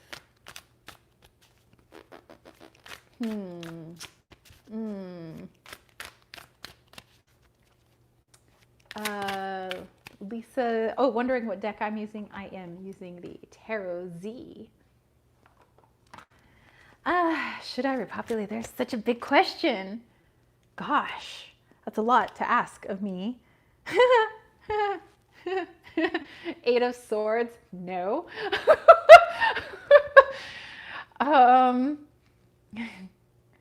You would need 160 children to repopulate the earth. Just saying that's a lot. Yeah, I'm saying that I don't think, I could do this. Sherry Bug got the lovers. Oh my gosh. Sherry Bug, we're all going to be repopulated in your image. Got the stars, so I guess I'll be multiplying. Ace of Swords, Fool in reverse. No, I will not. It's why we are all so independent, though. All right, Claudia has to go. And see us next Saturday. Claudia, we're going to try to do a live chat with all the Leon Mystery School teachers. So I will send you an email today seeing if you would be able to do that so that you could talk about maybe what you could be doing in a future course. I know that you're going to join us later. Let's see. Three of Cups in reverse. Nope. Three of Wands. Oh my God, I got the King of Wands. Guess I'm spreading my fire. Yeah, with the Eight of Swords. No.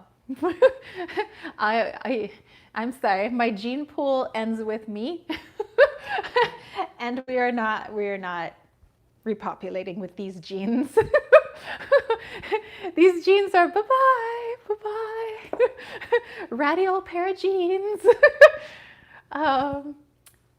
King of Potions or Cups feel like a trick.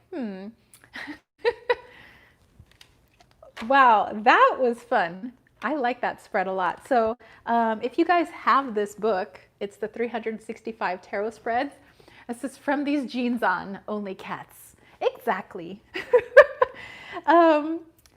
It's page 282. It's on October 1st. It's the Zombie Apocalypse spread. So if you guys do have this book, that's where you could look it up. But yeah, that was a lot of fun. Yes, that is a good plan. So it would just be, well, Wally and Loki do not have their furry little manhoods anymore. So we would have to find other kitties that could spread their kitty love to repopulate the earth. Oh my goodness. And then we'd have to find some doggies. There's a lot of dogs in the neighborhood. I've seen them making love in the streets. So we're good on the dog front, I'm pretty sure. Jonathan, you would like this book. It's a good book. Let's see, that was awesome. I'm using the Zombie Tarot, was awesome. Yes. Oh, the book is by Sasha Graham. I'll put that back for you guys. Sasha Graham. Says, we will start new works with cats, our plan, and zombies are afraid of cats. So we live. Yes. Cats, dogs, spiders, and rats. Yes, Sasha Graham. My library has the book. I should check it out again. Yeah, for sure. And there is a movie about that. I've flown the ball for my cat at least 200 times in the last hour. Where are my boys? Oh, Wally's back there. Okay, I can turn on my blinkies. Okay. Wally's back there. You can see he's in his little marshmallow bed. Loki is upstairs sleeping. But yeah, okay. So I had a few decks that are new. I just wanted to share them with you quickly. And then I have something special to do before we do our reading for the week and before we do our healing. Yeah, so I'll share these first and then we got something else. Definitely gonna check this book out. It was fun. We had a surprise kitty visit us today. I have a young crow and a cat now for Halloween. Aw. Okay, so you guys did get to see my Tarot Z, so that is one of my new decks. Excuse me. I also have the Slow Tarot, which I am in love with this deck. Like my best friend showed this to me. I was like, I think I have to get it. So this just arrived yesterday. See, I'm gonna do a spread with the Darkwood Tarot. Ooh. So yes, the Slow Tarot, if you don't know, it has some gorgeous, I believe these are oil paintings, but they are gorgeous. These are the backs. And something about the images literally was making me very emotional yesterday. So I don't know yet if I'll read with it with other people yet. So, because right now it seems very personal, but I'll probably in the future end up using it with other people. But just something about this deck, just like for some reason, is like hitting me in the feels. But it's gorgeous. I love it's such a varied point of view on like each of these cards. Like, oh my goodness. It is gorgeous. Yes, they are traumatized by the kitty's cuteness. Okay, so that is the Slow Tarot, which I just got yesterday. I also, appropriate for the season, and one that I've been wanting to get for a while, not that it was expensive or anything, but I don't know. Look at the Tower card and the Queen of Swords, similarities. Ooh, I will have to check that out too. It says I backed the Kickstarter of the Slow Tarot. Yes, they are by one artist, and that one artist is Lacey Bryant. And apparently it took her a really long time to get it together, hence the Slow Tarot. All right, so I also have the Tarot of Haunted House. That was another one that I guess I finally like pulled the trigger and got like a few of my spookier decks that have been on my wish list. Catherine, how many decks do I have? A lot. We'll say many. My dude's always like, how many do you have? Like 100? Sure. Oh. Kay's like, I just got the Everyday Enchantment. I like it. This is, ooh, I would love the Slow Tarot, but the price plus shipping. Ooh. Well, mine was here in the US, but yeah, if it was out of the country, yeah, it'd be pretty expensive. Hold on, I have to get an eyelash out of my eye. Give me just a second. Get out of my eyeball.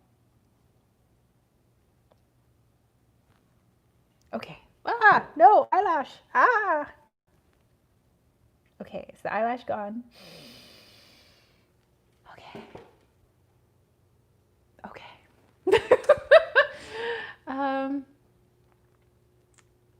So shipping is crazy. Yes. I got 3 new decks this week as well. Destiny, Deck Tarot, Star Tarot, and the True Heart Intuitive Tarot. Oh, T-Cat lives in Finland. That would be crazy on shipping. Whoa. Lisa, I have 11 Kickstarters, my first time backing. Ah! Actually, no, you know what? I think total I've backed 8 maybe Kickstarters total. And I have, I think, two Kickstarters that I'm still waiting on. They haven't shipped yet, but yeah, I think I just have 2 left. There's one that I have like that I'm watching, but it still has a long time before it ends. Kickstarter could be so dangerous. My pocketbook is like, shh. Let's see, I sold a Robert M. Place to a person in Switzerland. Shipping was $58. Oh. The only deck I've backed is the Oak, Ash, and Thorn. Ooh. Yeah, I always try to, like, I'm always asking, like, my postal dudes, I'm like, how can I ship this so it won't be an arm and a leg? And plus, I always try not to have the other person pay fees or duties, so I always mark it as a gift, because I guess it, like, helps them to not have to pay fees. But, oh my goodness. This is total Kickstarter projects backed. 61, Jonathan. Oh my, you made me drop my deck. Like, I dropped the cards. I'm like, what? You are a connoisseur of Kickstarter. I went crazy with my credit card. Woo! Okay, so the Tarot of Haunted House. Wow, that is a lot of backings. But hey, you know what? You're supporting indie artists. It's a good deed, and you get something in the process. Post office is shut down in the UK. Ooh. But yeah, this one is like kind of quirky. I like it.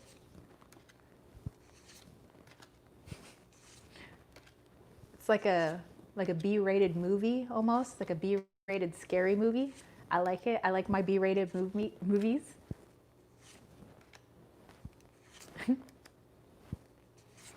So yeah, that is the Tarot of Haunted House by Sasha Graham and Mirko Pierfederici.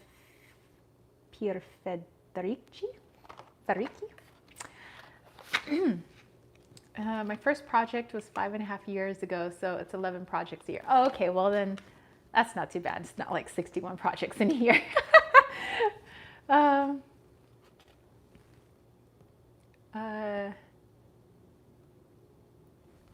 So Aries, are they just on strike or what's going on over there? Because I haven't really heard too much about it. Kay said a treat each month. Yes. Samara says supporting creative spirit is energy well spent. Yes, I agree. And trying to buy locally. Okay, my other darker deck that I got this week as well is it's illustrated by Jason Engel, and it's the Mausolea Oracle of Souls. Mercury retrograde for me is been smooth sailing actually. I haven't had really any issues. I don't know, like it's been actually like really good. I mean, it's like the energy, there's so much energy there. I've been able to use it in a positive way. So yeah, it's not been too bad. Nice,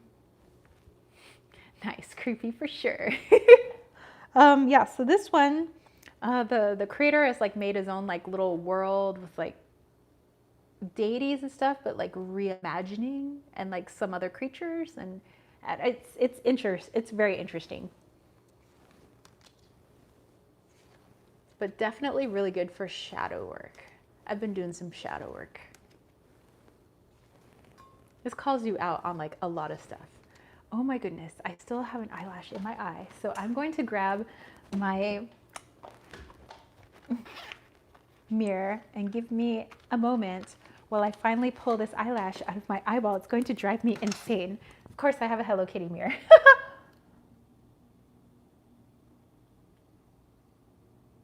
Aha, that's where it was.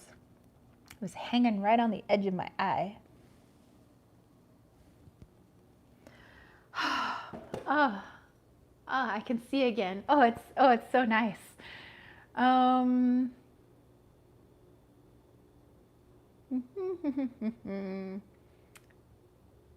Lisa says it might be the retrograde. Aw. Jonathan said, were you born under Mercury retrograde? If you were born, then Mercury retrograde is the opposite for you. You feel off when it's direct. I'm not sure, actually. I don't know if I was born during a Mercury retrograde. I don't know, June 10th, 1981. I don't know if there was retrograde during that time. I don't know, is there a retrograde during June?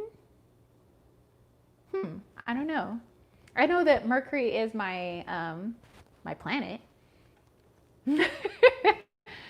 Let's see. If you had to use this deck to explore fear, what deck would I use? Oh, to explore fear? This deck for sure. For sure.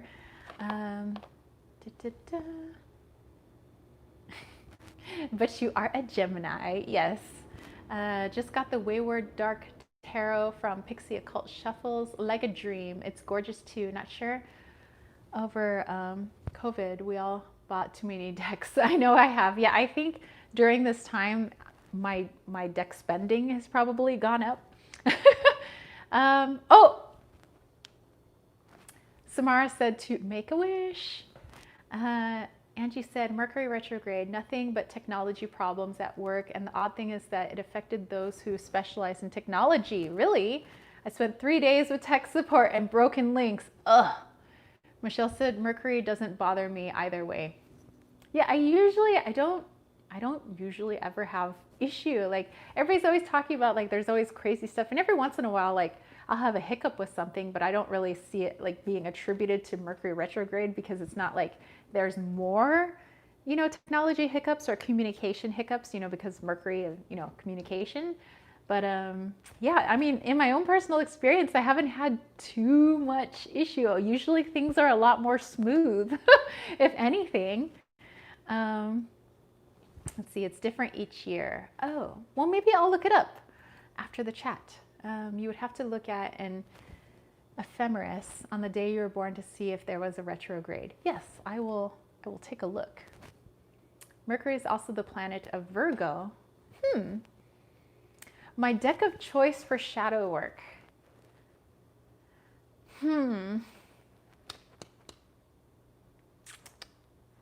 That is the Osho Zen. Yes, I know it doesn't look like a shadowy deck, but it is one of my very first like tarot decks. And the Osho Zen has been, out of all these decks, no matter how dark they look, the Osho Zen has always been such a hard hitting deck. Like it is relentless. Like it doesn't care about my feelings. It says to hell with my feelings. But deck for shadow work, it's like by far like one of the ones that will like dig deep and like rip that bandage off, hair and all, and partially some skin. It has to be the Osho Zen. Let's see. I have 2 birth cards for tarot. I don't know why. Wheel of Fortune and the Magician, but don't know why 2. I mean, technically, I would have 2, because I am the Strength card, but technically, I mean, it's like if you put certain numbers together, it's a different card too. It would be card 17 or it's card 8. There are a lot of orbs around you. I always see or hear things when I join your lives. Dude, my whole house is full of stuff like all the time. That doesn't surprise me if you guys are always seeing like stuff floating around, or if you see my grandparents. Sometimes my grandparents like hop over and start talking to you guys, which I think is pretty funny. Lisa, my PC went crazy too. Because we are special. Let's see. What first shadow work you do or did? It's usually a lot of journaling, thinking through things, and finally like either like coming to terms with stuff and letting it go, or deciding I'm gonna consciously hold on to it for now because I will let go of it later. Interesting. Wally's fur just like rained down, but Wally is like asleep back there. That's just funny. Our house must be so full of cat fur that it's just like raining fur.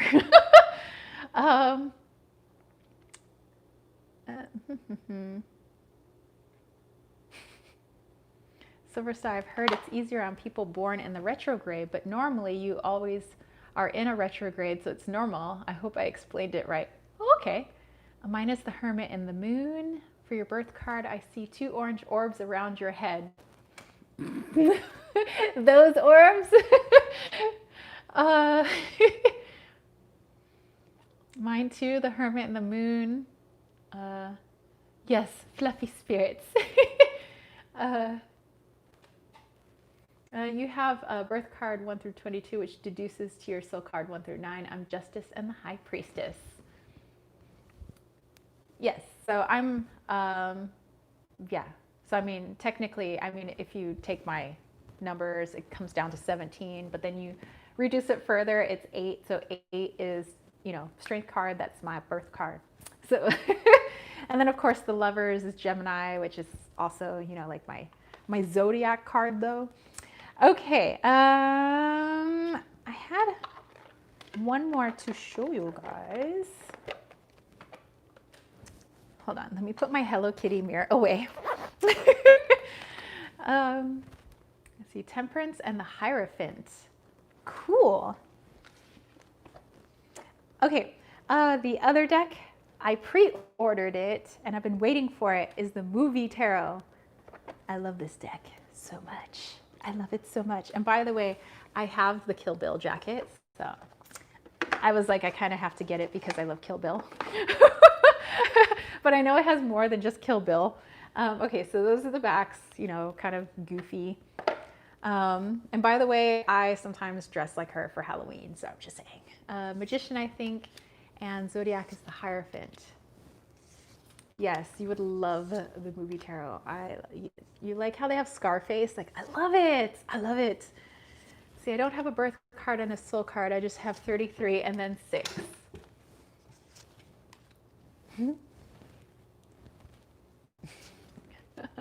My goodness. Oh, I saw a walkthrough or a movie tarot. Looks good. It is. I've been enjoying it. And actually the cardstock is like pretty thick. It's like pretty good. And even though it kind of looks pippish, there's like kind of what's going on in the cards kind of helps actually, you know, with people that have a harder time with pips. So I'm not put off by their pippiness.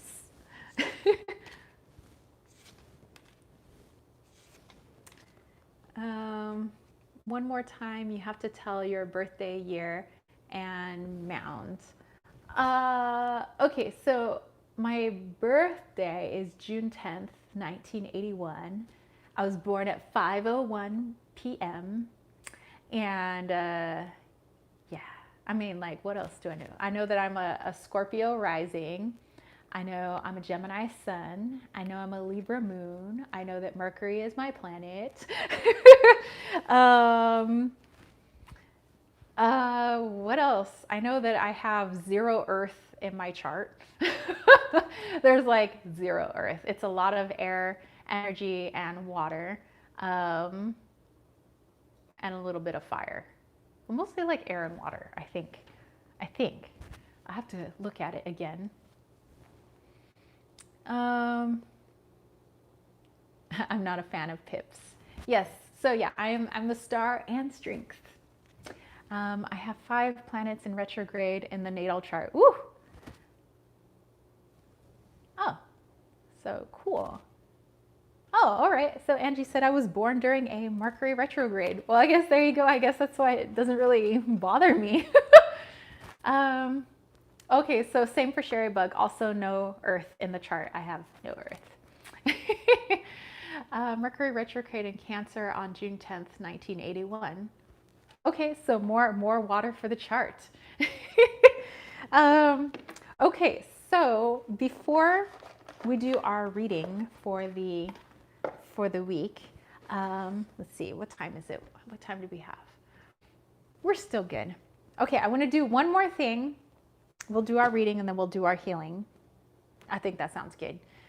Molly, I have a numerology book that I'm reading next so I can figure this stuff out. Very cool, very cool. Okay, so let me restack these over here. And I just have my little skeleton hand. It's just been sitting here on the table. I've been playing with my little skeleton hand. Okay, so let me have a sip of water. Let's see, Lisa, I am a 3. Oh.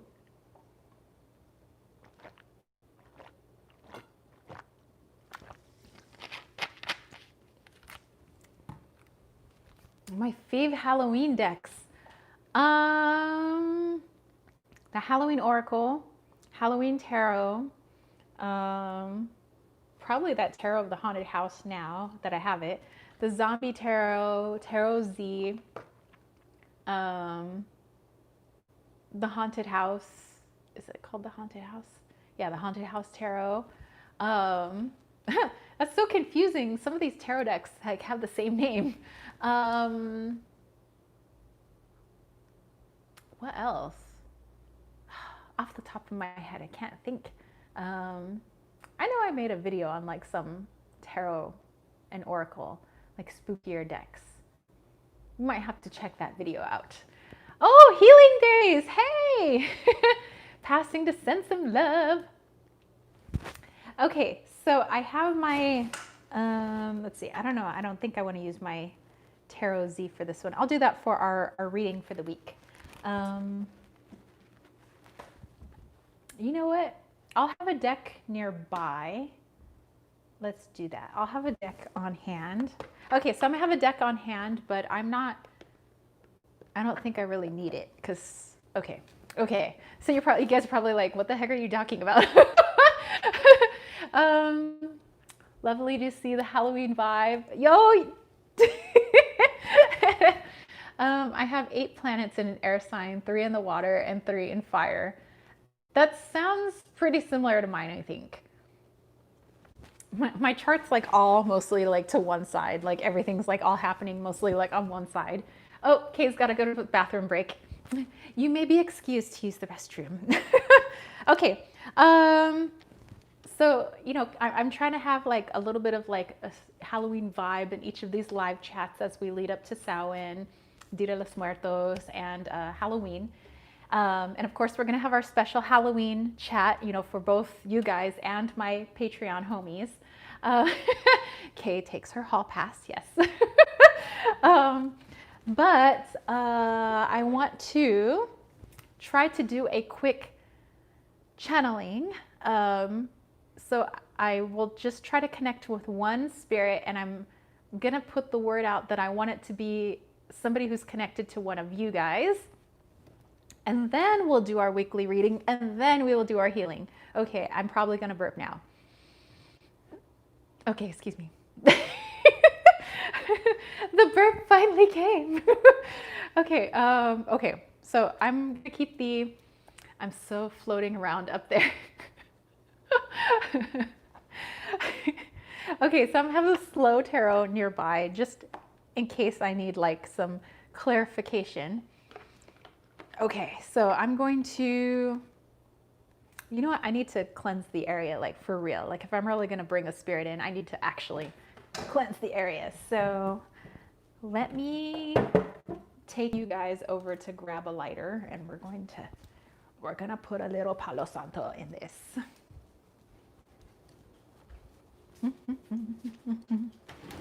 Okay, see, lighter that works.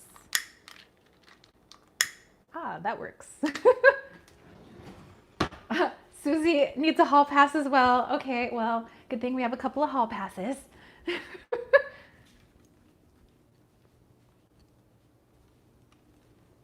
Okay. All right, so I am yet to watch your video. Okay, so I'm just gonna do a little Palo Santo. This actually, my friend, he was working with a shaman actually in the Amazon rainforest, and he brought this back for me. That was it. Impress us next time. Yes.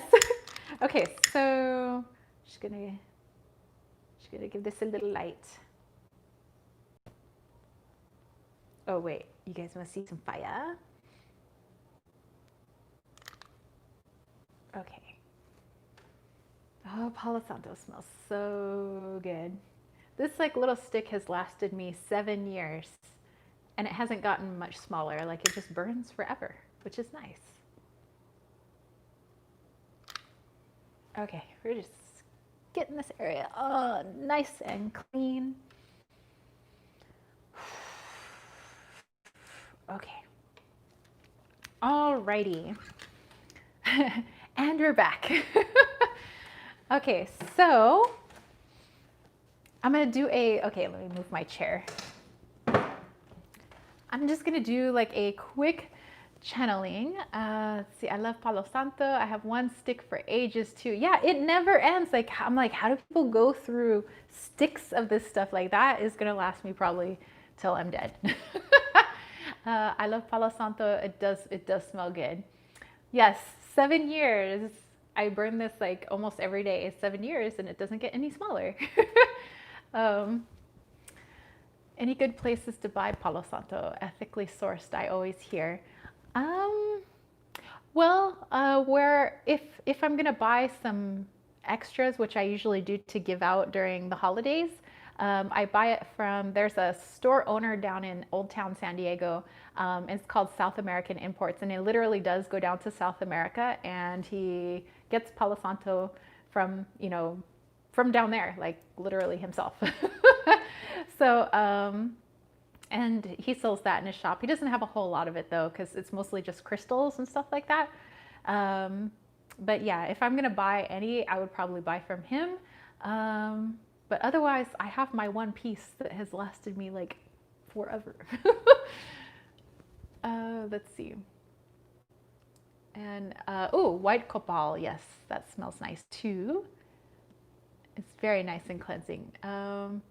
It smells like I don't know. It's like a sweet masculine. I don't know how else to like describe it, like other than like sweet masculine scent. And it smells like the forest, like sweet masculine scented forest. Okay, so I'm going to tap in. Since I am from Brazil and I bring more when I'm allowed to go over and again and add to my Etsy. Nice. I'm just learning tarot. I burn a pine cone. Oh, cool. I love collecting pine cones. Like I've been collecting pine cones since I was like really small. Like ever since I was like 3 years old, I have felt a kinship with pine cones. I don't know why. Okay, so quick channeling. Just wanted the energy to be nice and clear. So I'm going to ask a spirit to come through for a message for one of you guys. Although I always say that sometimes it's easier for spirits to come through in multiples. So sometimes, even though it may feel like there's only one spirit talking, it ends up having a message from multiple people because I feel like if it's difficult to come through and get your message out, you might as well get the message out to a few different people. Like it seems more time efficient that way, you know? So, okay, so I'm gonna just try to tap into like all your guys' energy and like ask just one person, maybe one person who's bringing multiple messages, but like one person to come through. And of course we'll do a lot more of this like on our All Hallows Eve live chat too, but okay. And this is probably what my whole Patreon live chat's gonna look like next Thursday. Okay, so let me have some tea and just like calm myself. Mm-hmm.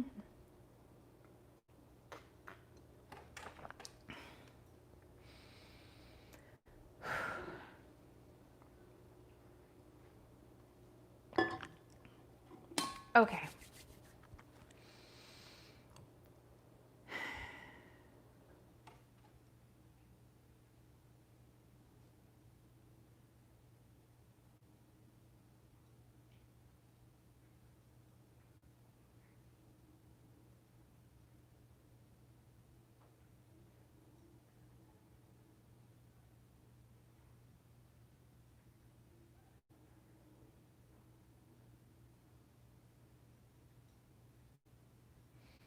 Okay, so first thing coming through is music because I always connect with music first, and I forget the name of this song.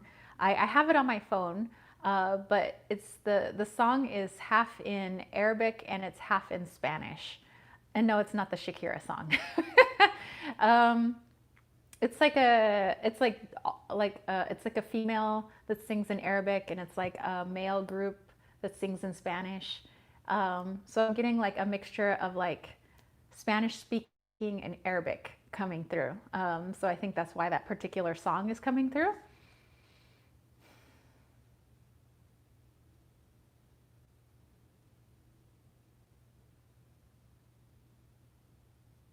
Okay, so I'm getting somebody's nana, kind of like, you know, like grandmother, I would say like nana, abuelita. Um, like I just see like an older lady like in a house dress, you know, like the kind that you don't wear outside, but like she's got like her house dress on. Um, I feel like this person does have roots. It's a mixture of like maybe Middle Eastern and like Latin roots mixed together. And it's like she's chasing a little kid out of the kitchen. She's like, hey, hey, hey, you know, she's like got her like spatula or something because somebody stole, she's like working on food and somebody stole some of the food that she was making. Like she wasn't finished yet. I mean, she wasn't really gonna hurt them with the spatula, but she was like, "Ay."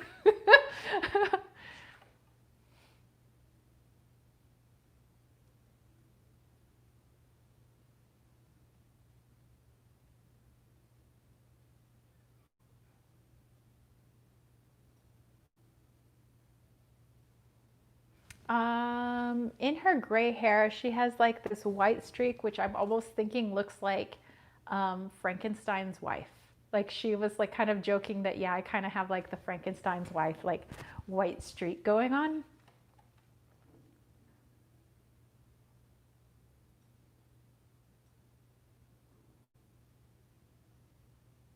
Okay, so she is one of your guys' grandmothers. She does have a very heavy accent. It is kind of hard to understand her. And she said, for my benefit, she was going to try her best to speak in English, although English is obviously not her first language. Um, but she says she does know enough English to get by and to help me. But she says, yes, I'm speaking to my granddaughter.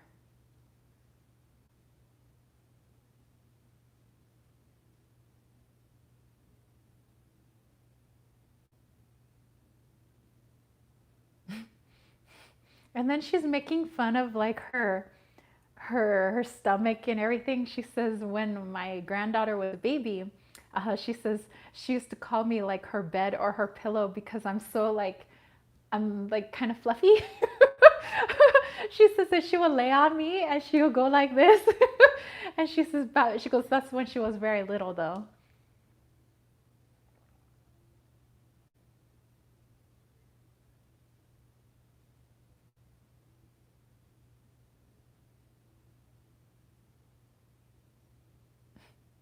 And she says, just because I'm gone doesn't mean the comida has stopped. She says, girl, I'm in the kitchen.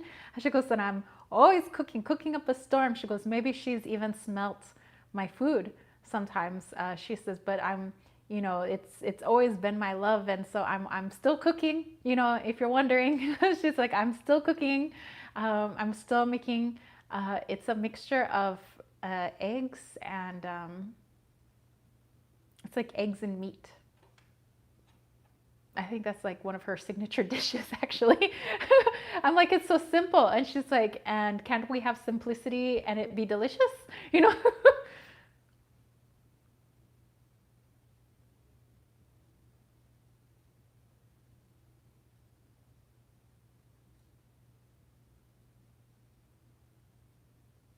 Okay, and the reason that she was popping in, she said that her husband, which would be your grandfather, um, he passed after her, but she was just acknowledging that he's with her.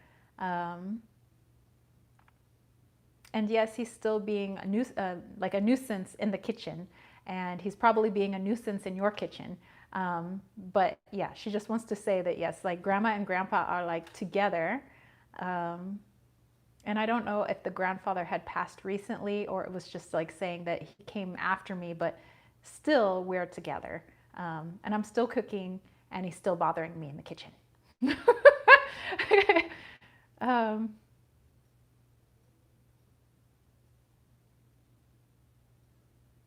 and her house dress looks pink. It's just like a simple pink dress with a little bit of lace, like right here.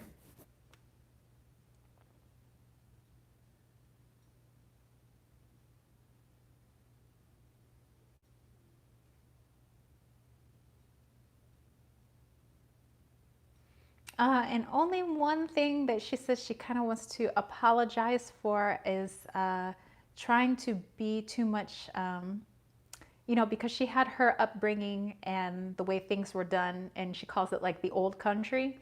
And she tried to impose maybe too much of that on her granddaughter when she was growing up. And she apologizes for that because she knows that, you are in a whole different country, you're born in a whole different country, you have your own life to live. And sometimes she was a little too much trying to be involved in like the little girl's life and trying too much to bring the old country into the new country.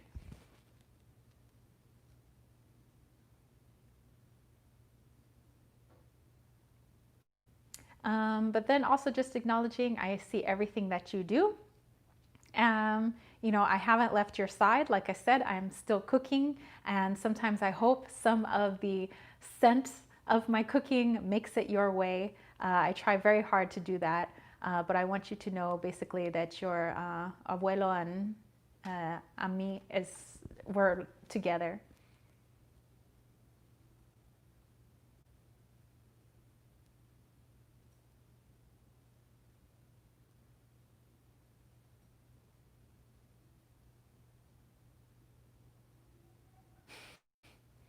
And then the last thing, it was like she was singing, she was like, "Oh, cielo mi mia."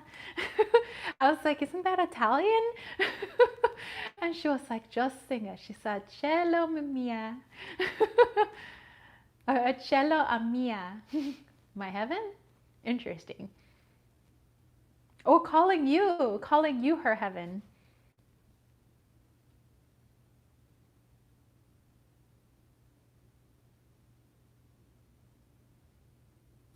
All right, I think she is gone. All right, so I don't know whose grandmother that was.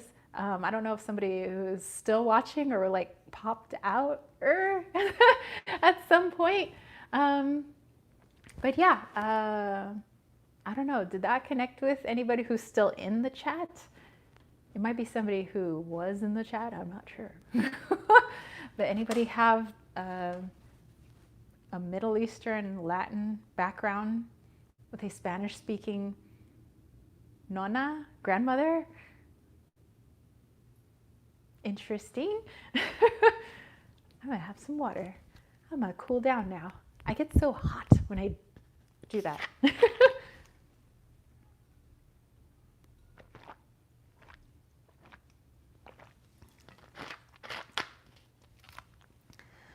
Whew. Okay.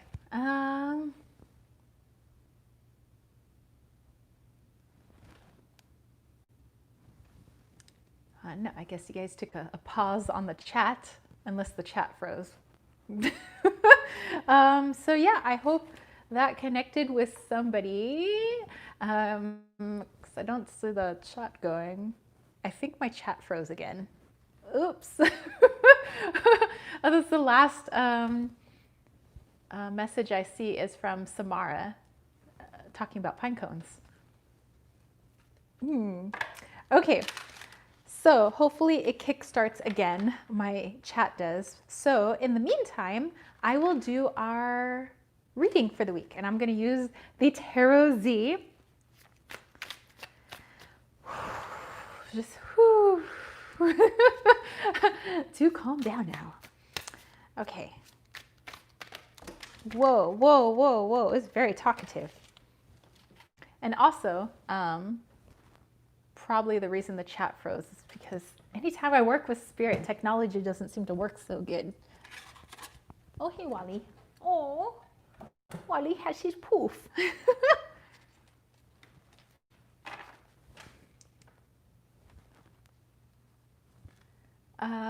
Oh, I just see Jonathan's message up here because I think my chat actually froze. Jonathan said it was Lisa's grandmother. I'm so glad I was able to connect to your grandmother then. But yeah, I'm sorry I can't see the chat. I'm sorry, you guys. I hope after this uploads and I play it back, I hope that I can see the chat then. Because yeah, Jonathan had to message me through Facebook Messenger, so I just saw the little drop down. I'm so sorry, I cannot see your messages. I am so not ignoring you.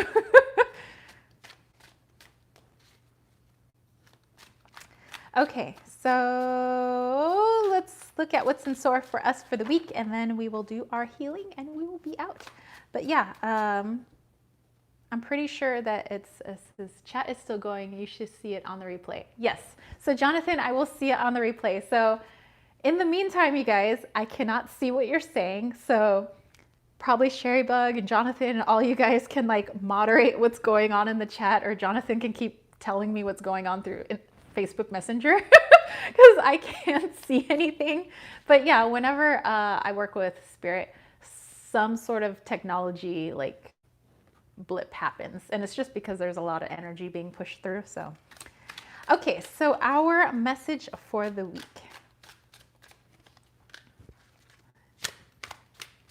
2, 3, and 4. Okay.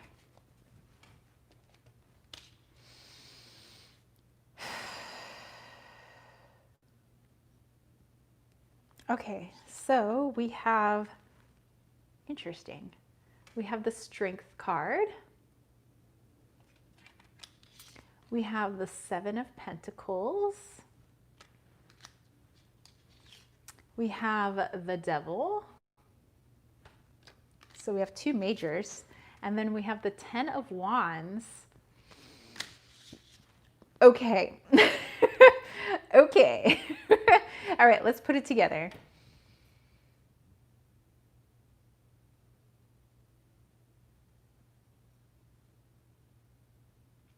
Okay.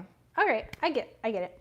Okay. So this week is going to be all about looking at your vices to the things that cause you anxiety or upset you, throughout the week. So, our burdens that we carry. So sometimes it could be when we deal with difficult people, or we're placed in situations we don't want to be in, like maybe with certain family members, or things just get really stressful at work, or just feeling overwhelmed with stuff. Sometimes we look to our easy outlets. Sometimes for me, buying something online, I have like retail therapy. Like, I know this about myself, like, and I'm pretty good most of the time stopping myself from my retail therapy. But we all have our vices, we have the Devil here. And it's just, with the Strength card and the 7 of Pentacles, is just to slow down and take a look at, when those vices come into play. Like, oh, I noticed that I'm on Amazon again. Like, what is going on in my life that makes it feel like I need to buy something right now? Or what makes it feel like I need to get another treat out of the cupboard, or whatever our vice is. Like, what is going on in my life that makes me feel like I need to do this? And there's nothing wrong with having treats. There's nothing wrong with buying stuff on Amazon, or like whatever it is. But it's when we do certain things as a result of something that we don't like going on in our life, when it's more like a cause and effect than it is I'm just joyously buying something online, or I'm just joyously getting some treats out of the cupboard, then by all means. But this week, just make sure that before you do any of those joyous things, making sure it's coming from a place of like, I'm actually just doing this because I feel like doing it, and it's not because it's in response to a trigger, So just being more alert about our triggers this week. Not to say that there's going to be a lot of them. It's just more I think the tarot, and it's interesting because it's like such a nicely spoken deck for it being zombies, but it's more just to be aware of what maybe is causing like certain things, like what makes us upset, because I think the more cognizant we are of people, places, and things that make us upset, all the nouns, then we're more understanding of like why we react in a certain way, and maybe we might choose to react differently, or in a more self-loving type of way. But yeah, so that is our message for the week. Again, that chat just isn't working. So I promise I will watch it in the replay, like after this uploads. Okay, so I'm gonna do a little healing with you guys. I'm like, what just splashed me? You guys need to see this. Okay, Wally likes to throw, where did he go? What? Wally, where did you just, what? He likes to throw his little poofs in the water dish, and he's playing with a wet poof right now. My little boy. Okay, so I want to do a little healing. You know what? Let's do generational healing today. I just kind of felt like, because we're around the season where we think about our our own mortality. We think about our loved ones who have passed, our loved ones still here. We think of, past lives. We think of our genealogy. These thoughts come up. So I would like to send as much love and healing for all of that, you being the doorway to that, so, the doorway to, healing through the bloodlines and the past lifelines and everybody whose lives you touch, and whose lives touch you too. Okay, so let's do that actually. That just kind of popped in my brain. We'll do a little bit of a generational healing. So yeah, so lots of love, lots of healing. People in the past could always use a little bit of love. Because I always believe that like time is all the now, even though we talk about stuff as past, present, future. Okay. All right, here we go. If you want to be a part of it, you could say, I am open to it. I would say put it in the chat. I mean, I guess the chat's still going. You guys can see it, but I just can't see it. So, you could say in the chat that you're open to it. You could say it aloud. You could say it in your brain. You don't have to stay. If you want to go and do whatever it is that you guys are doing, by all means do that. I thank you guys so much for hanging out with me. I'm sorry that I can't respond to anybody's comments because I can't see them, but this is very frustrating. But yeah, I thank you guys for coming. I always have so much fun with you guys on Saturday. And yeah, next Saturday, we're going to have a special Leon Mystery School chat with the teachers of the Leon Mystery School. And then we'll do a All Hallows Eve live chat. So yeah, we have some cool stuff cooked up for you guys. I'll try to have some more fun, spooky videos as we get closer to Halloween. All right, so Jonathan says lots of people are open to healing. All right, so here we go, generational type healing. So for yourself and for all your past selves, everybody in your past, everybody who came before you. Ancestors to me also could mean your origin, like where you came from. So, I have a lot going on in my DNA. So basically also to heal my nationalities, too. So here we go.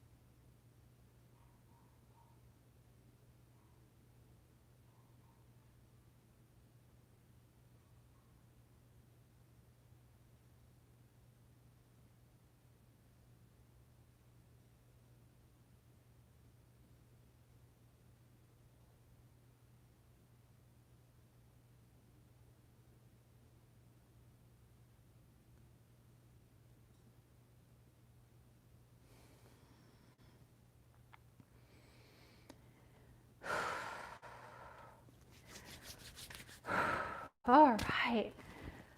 Woo. All right, you guys, that was a woo.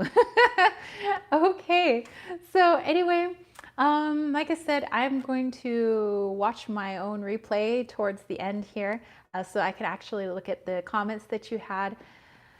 Whew, made me a little dizzy actually. because it was coming to me too. But yeah, I thank you guys so much for hanging out. I always have so much fun with you guys. Thanks for listening to the spooky stories and jumping in on our zombie survival spread and yeah, all the other goodies that we had. And oh, yay! And so good. Other people were channeling in as well, so that's good. Like I was getting hit too. I'm like, whoa. So yeah, I appreciate each and every one of you. I know I can't see your words right now, but I know you guys are there. So to all the people that were here, that will watch it later, and to the people that are here now, sending you guys always tons and tons of love, tons of healing vibes. And I hope that you guys have a wonderful, wonderful kick butt week. Oh, cool. So Jonathan was working with the ancestors. Me too. Like that is my jam. Like I said, if we were if we were ever able to hang out, like we would have so much to talk about. Okay, so anyway, I am wishing you guys a great rest of your Saturday. Have a fantastic week, and I will catch you for a special live chat next Saturday. All right, peace, love, and chicken grease, you guys. Peace out.